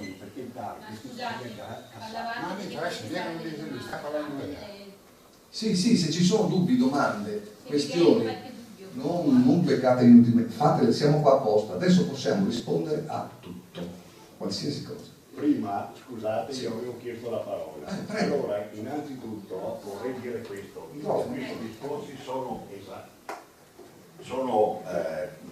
comprensibili, però non servono a niente. Perché? Perché il TAR ha già guardato tutti questi conti, quindi a un certo punto ha detto che i peccati sono veniali e chiuso il discorso. Allora non vale la pena rifare tutti questi discorsi, ma abbiamo speso 700, 200, 110 eccetera. Rispondevo a una domanda io. Chiudete tutta sta roba, ecco, e a un certo momento si va avanti. Allora per me ci sono alcune cose. Primo, ho verificato negli anni che il CSV di Vicenza era il fiore all'occhiello dei CSV del Veneto, perché noi come organizzazione abbiamo avuto rapporti con tanti CSV in quanto siamo estesi in tutta la regione, quindi a un certo momento quelli che davano risposte certe, che avevano un'organizzazione seria e diciamo attiva, era il CSU di Vicenza. Gli altri hanno avuto questa guida tutto sommato e hanno potuto recuperare il gap grazie a loro, nel senso che hanno imparato, quindi copiare è facile. Allora i CSU veneti sono cresciuti, secondo me, questa è un'opinione personale naturalmente, grazie al lavoro fatto al CSU di Vicenza, primo. Secondo, il COGE attuale, di cui hanno mandato dalla regione, dalla commissione regionale, tutte le persone elette, quindi a un certo momento nominate o elette, non mi interessa, nominate dalla commissione regionale. Allora quella dovrebbe essere la commissione che va avanti. Gli altri sono, diciamo, secondo me, degli intrusi, a meno che per il COGE non continui a esistere l'articolo 18. Altro discorso, allora io ho anche finito, ma come ho detto all'inizio rispondo alle domande, quindi se ci sono domande che riguardano queste cose mi sembra, se no qualcuno potrebbe pensare che non voglio rispondere o che ci siano cose da nascondere. Ma se hanno letto la sentenza del TAR, sì, devono sapere che a un certo punto queste cose sono state già verificate parte per parte, perché chi ha letto con attenzione quella sentenza lì lo sa perfettamente, che hanno preso punto per punto, quindi a un certo punto il TAR ha detto ci sono dei peccati veniali. Allora i peccati veniali di solito si trovano in purgatorio, no? Ecco, non all'inferno. Allora andiamo avanti e vediamo un momentino, e sto Coge chi cavolo è che lo elegge? Allora quelli di prima ci sono ancora, non gli ha dato una pedata nel sedere, scusate, appunto. Questo è da dire, insomma, no? Allora questo dovreste diciamo dirci, questo Coge antico, diciamo vecchio, no? È superato, perché non va fuori dai piedi? Ma scusa, allora, non c'è nessuno che possa controllare il Coge? Se c'è un nuovo Coge eletto dalla conferenza regionale, adesso si trova il vecchio Coge, per come fare? Non riesco a capire, insomma. La domanda è: chi controlla i controllori? Allora dobbiamo sapere sicuro a questo punto per poter andare avanti. Allora, ci sono altre domande così a questo punto? Ah, ecco, sì. Sì, esatto. Certo. Beh, innanzitutto una premessa, i giornalisti non hanno mai sostenuto una tesi e abbiamo sempre fatto il nostro lavoro. Mi dispiace che tutto si inquini a causa di qualcuno che magari sta conducendo una sua crociata personale contro il giornale, ma non importa, non voglio entrare in polemica. E volevo chiedervi se potete, visto che ci avete invitato a questa conferenza stampa, se potete sintetizzare, quindi adesso le prossime mosse, quali sono i fatti e come vi muoverete in questo d'ora in poi. Grazie mille. Sì, sì. In parte forse, non so se... in parte avevo risposto, ma forse lei non c'era, essendo una giornalista preferisco rispondere compiutamente. Io faccio la seguente domanda. Io ho visto che il settore ha previsto la compensazione delle spese. Sì. Chiaramente la compensazione delle spese per noi del volontariato in rete vuol dire tirare fuori i nostri soldi, mentre per il COGE tira fuori i soldi che sono destinati a noi, quindi doppiamente mazziati, non voglio dire le altre parole. Ma queste persone non pagano personalmente degli errori che fanno? Quelli del COGE. Grazie. Bene, altre? Che così metto... Ok, allora. Ah, prego. Sì, bene, adesso si è rotto il ghiaccio. Avanti con le domande.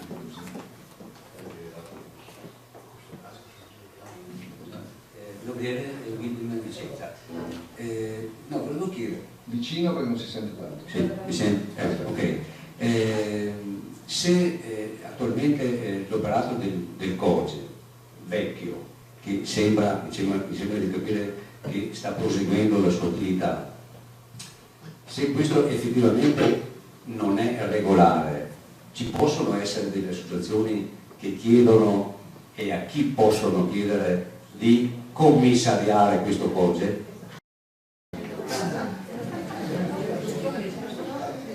Allora, dunque,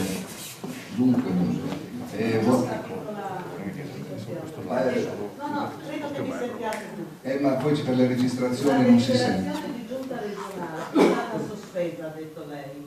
Da chi o perché? No. La deliberazione di giunta regionale con cui veniva individuato il nuovo COGE, quello che avrebbe dovuto... No, allora ho capito male, Allora, l'unica cosa che è stata sospesa è stato il bando di assegnazione, nessun'altra sospensione. No, per quanto riguarda il COGE... Il 13, sì, che è stato spostato, è stato annullato, non so. Da chi? Perché? Dalla Presidente dell'uscente Bortolani. Perché non lo sappiamo, lo sapremo dopodomani. Autosospende le deliberazioni? No, non autosospende, no. Adesso lo spiego. Allora, parto da quest'ultima questione. Perfetto, io vorrei che quando tornate a casa avete qualche, non tutto perché è abbastanza articolato, ma un po' più di chiarezza. Allora, il 13 di maggio c'è stata l'ultima seduta del COGE vecchio, che quindi dal 13 di maggio ha chiuso. Fine. Sempre 13, una casualità. Il 13 di giugno, lunedì, si doveva riunire il nuovo COGE. Hanno telefonato, poi hanno ritelefonato dicendo ma ci sono dei problemi, niente. Ed è arrivata una convocazione invece scritta ai componenti del vecchio COGE. Allora, la convocazione ovviamente l'ha firmata la Presidente uscente, la Bortolani. Perché si preferisce che, o all'ordine del giorno c'è l'argomento nostro, la sentenza altare, delibere conseguenti. Perché si preferisce il vecchio COGE al nuovo? Perché il vecchio COGE intanto non c'è nessuna di Vicenza, come vi dicevo, e perché già il vecchio COGE si era espresso in un certo modo, quindi piuttosto che far assumere delle decisioni al nuovo si preferisce stare sul vecchio, cosa che non ha alcun senso. Però ricordiamoci una cosa, allora, qua ve lo dico sempre da legale, allora, la forza del diritto amministrativo non è quella del diritto civile o del diritto penale, cioè nel campo della pubblica amministrazione vale un po' di più la regola che chi è forte comanda. Allora, voi sapete che siamo stati commissariati da un COGE dove non c'era nessuno di Vicenza e questo non è previsto dalla normativa. Io nell'unica volta in cui ho incontrato la Presidente Bortolani gli ho detto ma lei scusi, ha accettato che arrivassero al COGE dei nomi, un numero, 10 nomi e non c'è nessuno di Vicenza. E lei mi ha detto ma come si permette? Ma cioè, siamo andati, è passata a lei perché come ci davamo del tu. Poi ho detto altre cose tipo ci sono delle incompatibilità, delle situazioni di incompatibilità che non vanno bene nel COGE. Gli ho indicato, gli ho detto che nella regione vicina, nell'Emilia Romagna, ci sono delle regole che stabiliscono che uno non può stare col sedere in più poltrone incompatibili e lei mi ha risposto vado in Emilia Romagna. Questo è l'unico incontro che ho avuto con il Presidente Bortolani. Capite bene che aria tira. Ecco. Comunque, quindi loro adesso hanno sì. Perché sto zitto? No. Questo mi lascia presupporre se sono maligna, No. Allora, è tutto così, ma è così fluido che ancora non possiamo dire. Noi aspettiamo di capire cosa succede il 13, perché su queste cose conta molto anche l'atteggiamento della politica, perché purtroppo qua noi facciamo volontariato, no? Però sulla nostra testa si gioca un'altra partita. Io ricordo, con dispiacere, la fotografia, parlo sul giornale di Vicenza, prima la cercavo, del bando un bando di quest'anno, fotografia al COGE di Vicenza, nella quale c'era, al CSU di Vicenza, nella quale c'era Loni, Sala, Belesia, Cangini, cioè voglio dire, è se volontariato questo o se politica? Cioè, perché io le fotografie quando c'eravamo noi, io modellavi, lei di un'altra associazione, voi, cioè non è che io so di che partito siete e non lo voglio sapere, ma in quella fotografia c'era la politica che dava soldi al volontariato. basta. Perché sennò. Invece veniamo alla giornalista, scusi. Sì. Allora, che cosa faremo? Allora, come dicevo prima, anzi, ma avrà anche sentito, ci troviamo in una situazione di incertezza, nel senso che la sentenza verrà notificata probabilmente nei prossimi giorni, da quel momento decorrono 90 giorni, 3 mesi, per poter fare ricorso al Consiglio di Stato. Noi non sappiamo se loro faranno o non faranno ricorso al Consiglio di Stato. La riunione del vecchio COGE lunedì mi fa pensare che lo faranno. L'articolo che ho letto prima, il giornale di Vicenza non saprà adesso, dove Riboni dice che, l'ha vista prima che c'era, dove Riboni dice che comunque non ci danno la gestione, mi fa pensare che loro faranno di tutto per non darci la gestione. Sentenza del TAR sì, sentenza del TAR no, chi se ne frega. Quindi questo è l'approccio. Quindi che cosa faremo e se chiederemo danni o se faremo qualche cosa, dipende anche da questo. Cioè, se la controparte, che poi non dovrebbe essere una controparte, perché insomma, ci sono le fondazioni, sono volontari in parte, ma hanno anche altri interessi contro Vicenza e sono stati bene riassunti dall'intervento del signor Leonardo Busellato, che in effetti, sapete, quando uno fa abbastanza bene dà fastidio. Non è che abbiamo voluto fare i primi della classe, facevamo bene e siccome tira aria, questo va detto, di una riduzione dei CSV veneti, intanto quello di Vicenza è fuori dai piedi. E quindi così puntiamo su Padova, magari puntiamo su altri. Quindi Vicenza, diciamo, numericamente non è molto forte, funzionava bene e quindi magari insomma era meglio toglierla dalla circolazione. Dava fastidio? Dava fastidio, sì, abbastanza. Compensazione, ho risposto al giornale di Vicenza o devo dire qualcos'altro? Perché io sono qua apposta, non sono pagato, sono qua apposta, però se ho risposto sufficientemente, se no ci pensi un attimo, sono qua ancora, sono qua. Ma quindi, scusi, sostanzialmente la sentenza, avendo annullato appunto quella disposizione del COGE, cioè fa sì che adesso il commissariamento dovrebbe decadere automaticamente, ma così non è stato? Così non è, in questo momento il commissario sta facendo esattamente come prima, anche su questo noi avremmo potuto, ma anche qua non è che possiamo andare lì con la forza, dovremmo chiedere un giudizio di ottemperanza, si chiama il processo amministrativo, cioè dovremmo chiedere al TAR di costringere il commissario a lasciare.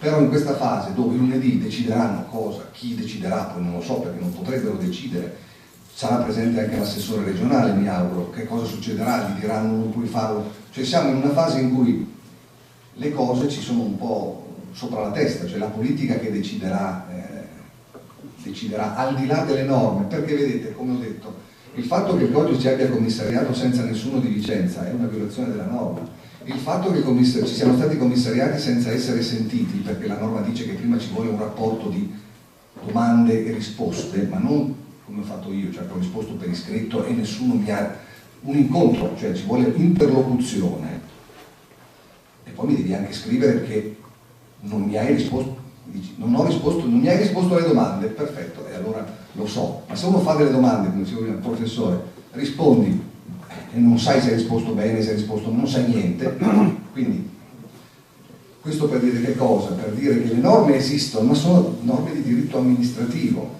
Adesso io cosa faccio? Un altro ricorso al TAR se il commissario non si toglie. Conta molto poi la politica nel diritto amministrativo, purtroppo. Quindi noi in questa fase stiamo aspettando che succeda qualche cosa. Un attimo, compensazione delle spese. La compensazione delle spese nel processo al TAR è abbastanza frequente per un semplice motivo, perché condannare al pagamento delle spese comporta la responsabilità contabile e quindi il TAR, diciamo, raramente condanna al pagamento delle spese, perché se avesse condannato il COGE al pagamento delle spese sarebbe stato un problemino per i componenti del COGE, perché avrebbero potuto essere chiamati a rispondere personalmente, e questo il TAR non lo fa, o lo fa raramente, proprio nei casi più gravi. Quindi non è che questo significa che hanno valutato povero COGE, ha un po' di ragione, non c'entra niente diciamo, la compensazione delle spese. Certo, per noi, e qua ne approfitto per ringraziare tutti quelli che ci aiutano, eccola là, una che sta entrando adesso con la bocca piena. Proprio lei fa le torte, ma non è l'unica ovviamente, tutti quelli che hanno collaborato in questi mesi per... Presidente conferma che fa le torte. Le torte, torte commestibili. Quindi tutti questi sistemi per autofinanziarsi, perché chiaramente per noi 1.000 euro, 1.500 euro fanno la differenza, per il COGE no, il COGE non ha problemi di soldi. Anche lo stipendio del commissario è a spese del CSV di Vicenza, non è a spese del COGE, lo chiarisco.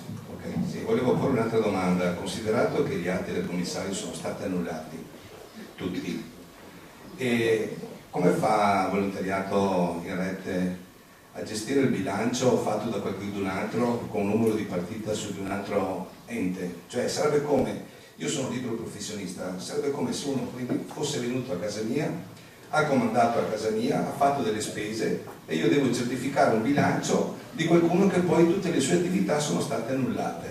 Vorrei capire come viene gestito questo aspetto.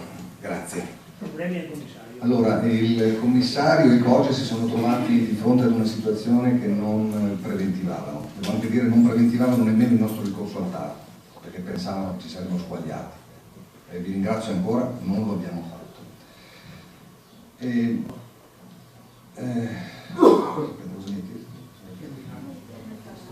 Ah sì, e quindi non si aspettavano nemmeno che la sentenza annullasse tutti gli atti compiuti dal commissario.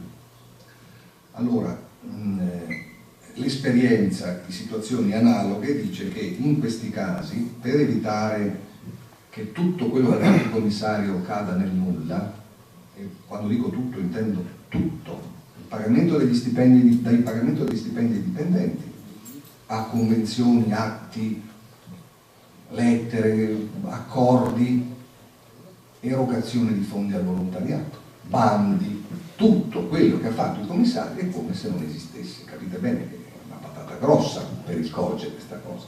Allora, in situazioni analoghe che cosa fa l'ente che si trova in questa situazione? Nomina un secondo commissario, non siamo in regime di prove, qui nomina un altro commissario che convalida tutti gli atti precedentemente compiuti dal commissario di prima. Questo sembrerebbe una presa in giro, però è l'unico sistema che ha l'ente che ha subito il commissariamento per risolvere il problema. Noi potremmo, ma non è questo il nostro scopo, a nostra volta ricorrere al TAR contro questo secondo commissario, ma noi non abbiamo intenzione di fare cose di questo tipo perché non ci serve. Il punto del fatto che tutto sia intestato a Volontariato in Rete l'abbiamo affrontato con dei commercialisti. Allora, è un caso un po' anomalo, l'abbiamo segnalato. Noi siamo titolari del codice fiscale del CSV e invece chi ha gestito il CSV è un soggetto diverso ed ha utilizzato il nostro codice fiscale, d'accordo? Ora, anche noi abbiamo utilizzato il nostro codice fiscale facendo altre cose, poche, perché senza la gestione del CSV non è che abbiamo tantissimo da fare, quindi in realtà abbiamo una gestione doppia con un unico codice fiscale, la gestione nostra, quindi non abbiamo bisogno di ratificare o e la gestione del commissario. Il commissario e il COGE e anche i nostri commercialisti, tutto sommato, dicono che questa cosa non è poi così drammatica, nel senso che lasciamo stare che adesso è tutto caduto, per un attimo dimentichiamoci. La gestione fatta dal commissario è una gestione frutto del commissariamento, di tutto quello che ha fatto risponde lui, il bilancio se lo fa lui, noi prendiamo semplicemente atto che la parte di gestione del CSV, non la parte di gestione nostra, è gestita da qualcun altro che si assume tutte le responsabilità di come l'ha gestito, fa il bilancio e noi prendiamo atto semplicemente di questa cosa. Quindi se qualcuno dovesse venire a chiederci qualche cosa, noi abbiamo sempre, fino a ieri, fino all'altro ieri, avevamo sempre il pezzo di carta, noi questa cosa qua non l'abbiamo gestita noi, l'ha gestita il commissario, quindi usando il nostro codice fiscale, per forza, ma noi non l'abbiamo gestito nulla. Solo che adesso, con il fatto che il commissario è tutto decaduto, ci potremmo trovare di fronte al problema, per cui siamo ancora qua, ancora di più aspettiamo che cosa faranno il 13, ma secondo me, anzi ve lo dico qua, secondo me il 13, se si accende una lampadina nella testa delle persone, non dovrebbe succedere assolutamente niente, dovrebbero dire noi non possiamo decidere nulla, convocano il COGE nuovo, e il COGE nuovo sì che potrà decidere, nominiamo un commissario per sanare tutto quello che ha fatto, affidiamo la gestione. Il COGE vecchio è, tecnicamente si dice, non ha la legittimazione attiva ad agire, perché non esiste, è come un morto che hanno riesumato e tentano di rianimarlo per fargli fare delle cose che non può più fare. Non sarebbe opportuno che il commissario fosse lei in questo caso, visto che è il Presidente? Non ho sentito. Non sarebbe opportuno che il commissario nominato dal COGE per sanare tutto quanto fosse lei in questo caso? Mi faccio una risata. Certo, è possibilissimo, cioè, è impossibile, ma è la più logica. Improbabile, molto. E in altre situazioni potrebbe essere la più logica, ma non esiste. Sì, la più semplice per tanti versi. Potrebbe anche essere che ci dia l'altra cosa che appunto. Magari voglio stabilire questi 13, no? Non è malizioso come me. Hanno riso tutti, è già una risposta, Un sorriso è positivo. La possibile cosa che anche fattibile è quella di assegnare provvisoriamente la gestione a noi in attesa di, ma anche questo sì, capite bene, io ho la stella polare, lo ripeto ancora una volta, giornale di licenza del, non mi ricordo, avete letto che cosa dice il vicepresidente Rivoni, qualunque cosa succede noi non gliela diamo la gestione, quindi figuratevi se danno a me nominano a me commissario, figuratevi se ci danno la gestione, niente di tutto ciò, assolutamente, quindi dobbiamo aspettare ancora. Tra i due litiganti vince il terzo palo È molto difficile questo per un semplice motivo, perché hanno già fatto il bando. Allora torniamo al solito discorso, loro mi devono dire che devono motivare perché prima fanno un bando, poi lo sospendono in attesa della sentenza del TAR e poi dicono no, scusatemi, il bando per la gestione del CSV di Vicenza non lo facciamo, non istituiamo il CSV di Vicenza e andiamo tutti sotto Padova. Un comportamento di questo tipo non è facile da motivare con una sentenza del TAR di questo tipo che dice che c'è un atteggiamento vessatorio nei nostri confronti, perché la sentenza dice, in parole semplici, c'è stato un atteggiamento vessatorio nei confronti di volontariato in rete. Sicuramente, ma tra i due litiganti c'è qualche cosa che non va, cioè secondo la regione. Il futuro non lo conosciamo.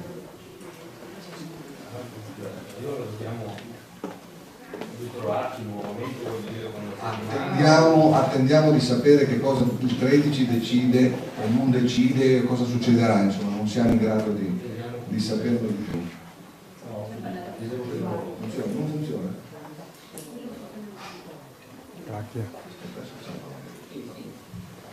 Allora, la domanda che mi ponevo in tutta questa vicenda, che abbiamo già parlato prima, nella tabella che ci ha illustrato c'erano anche dei rimborsi per la presenza al CSV-Net. Ecco, la mia curiosità era la posizione di CSV-Net riguardo a questa questione, insomma. Domanda perfetta, perché abbiamo qui un collega al quale direi di far rispondere. Vogliamo, Totò qua. Intanto salve a tutti, sono venuto volentieri, vi porto un pezzo del Sole di Cagliari di stamattina, qui piove. Sono venuto con piacere a questo incontro per due motivi. Intanto per un fatto personale di amicizia con tanti di voi che ho conosciuto in questi anni, con i quali abbiamo collaborato, a partire da Rita prima, da Marco, grazie a tutte le associazioni che siete qua.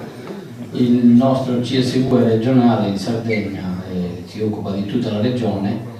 Io ho l'onore di presiederlo e per alcuni anni abbiamo partecipato all'Agorà che avete fatto qua con gran piacere, incontrando tante associazioni.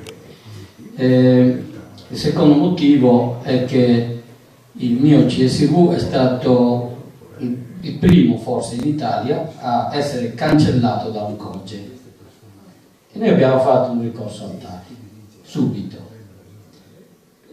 Tutti questi mesi ho incontrato Marco e Rita proprio confrontandoci anche sulle esperienze che abbiamo vissuto noi, che purtroppo giudizialmente è durata quasi 5 anni, ma di fatto il TAR Sardegna che ci doveva distruggere ci ha dato ragione, il COGE e addirittura anche l'Acri avevano ricorso al Consiglio di Stato ed eravamo sicuri che ci avrebbero distrutto. Il Consiglio di Stato ci ha dato ragione e il TAR Sardegna, terzo passaggio, ci dà definitivamente ragione, chiedendo addirittura al COGE di pagare tutte le spese.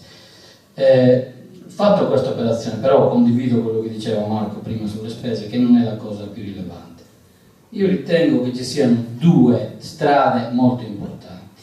Una è quella giudiziaria, che chiaramente va seguita, l'atto di ottemperanza va fatto, naturalmente dopo le notifiche, dopo che gli atti giuridicamente sono tutti compiuti, però c'è una strada che non è giuridica ma che è squisitamente politica e che appartiene al nostro essere volontari, cioè far sentire la voce e dire che essere stati maltrattati in questa maniera e poi avere comunque un Tribunale della Repubblica Italiana che vi dà ragione richiede che questo maltrattamento venga compensato in qualche modo, ma politicamente, non monetariamente, e cioè riconoscendo quello che voi siete nel territorio.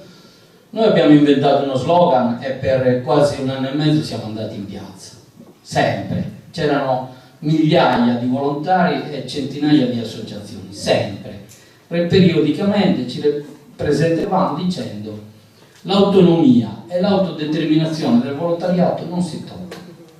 Non ci può essere un soggetto esterno al volontariato stesso che può imporre delle cose che il volontariato non vuole o che il volontariato non decide. È su questo che il Consiglio di Stato ci ha dato ragione. E guardate che quella sentenza oggi fa letteratura.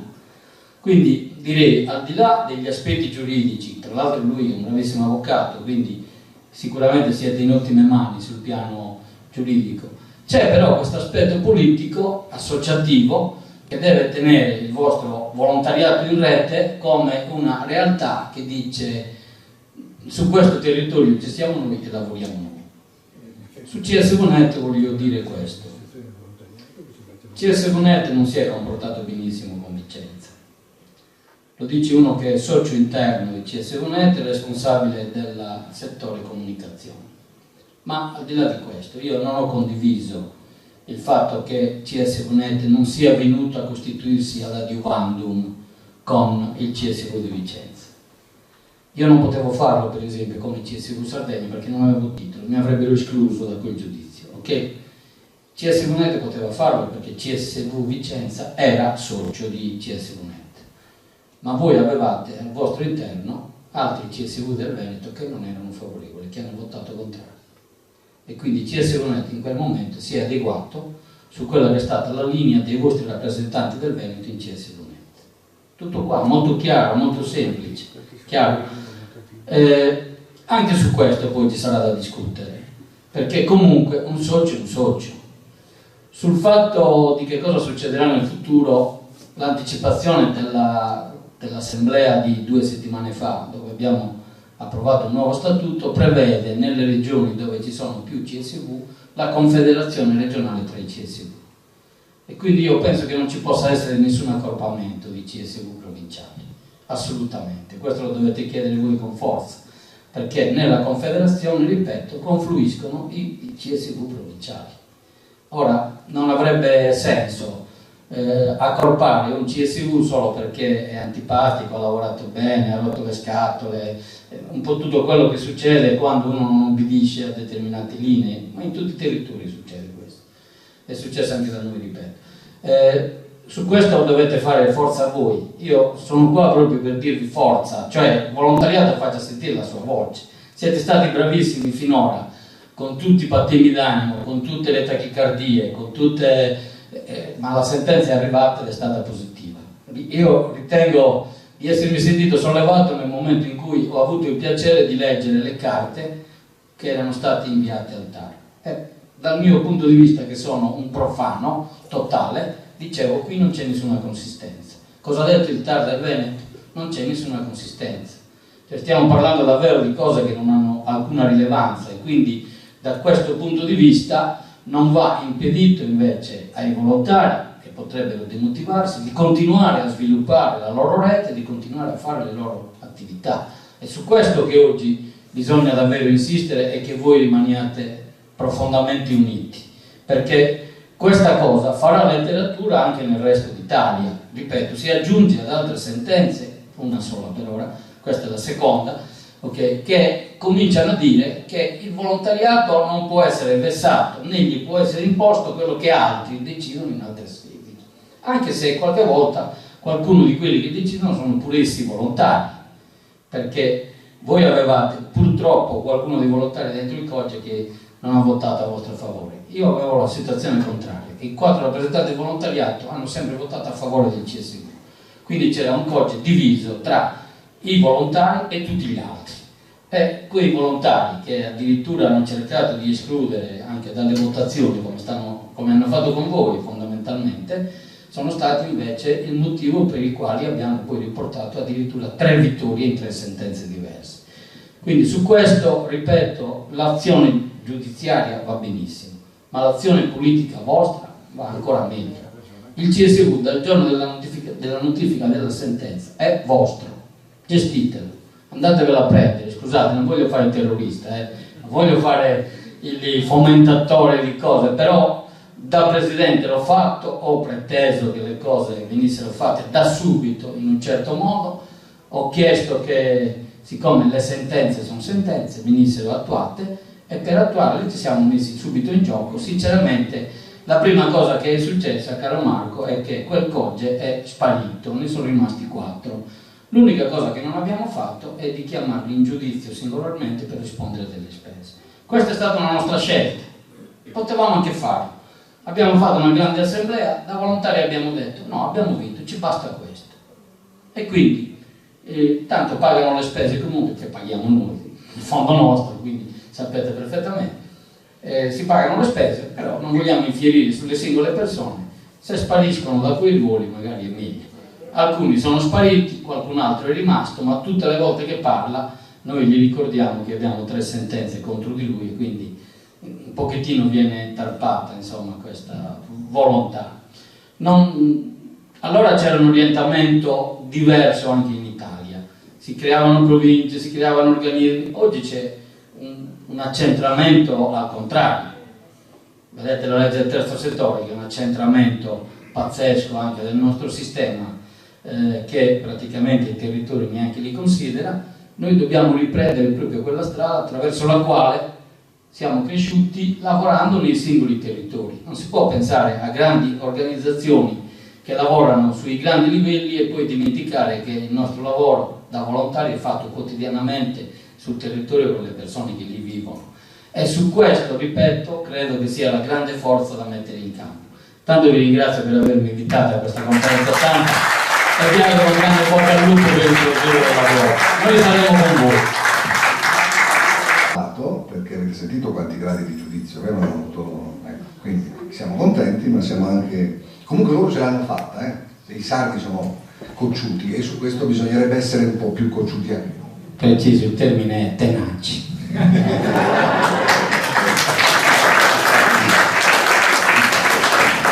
Allora dovremmo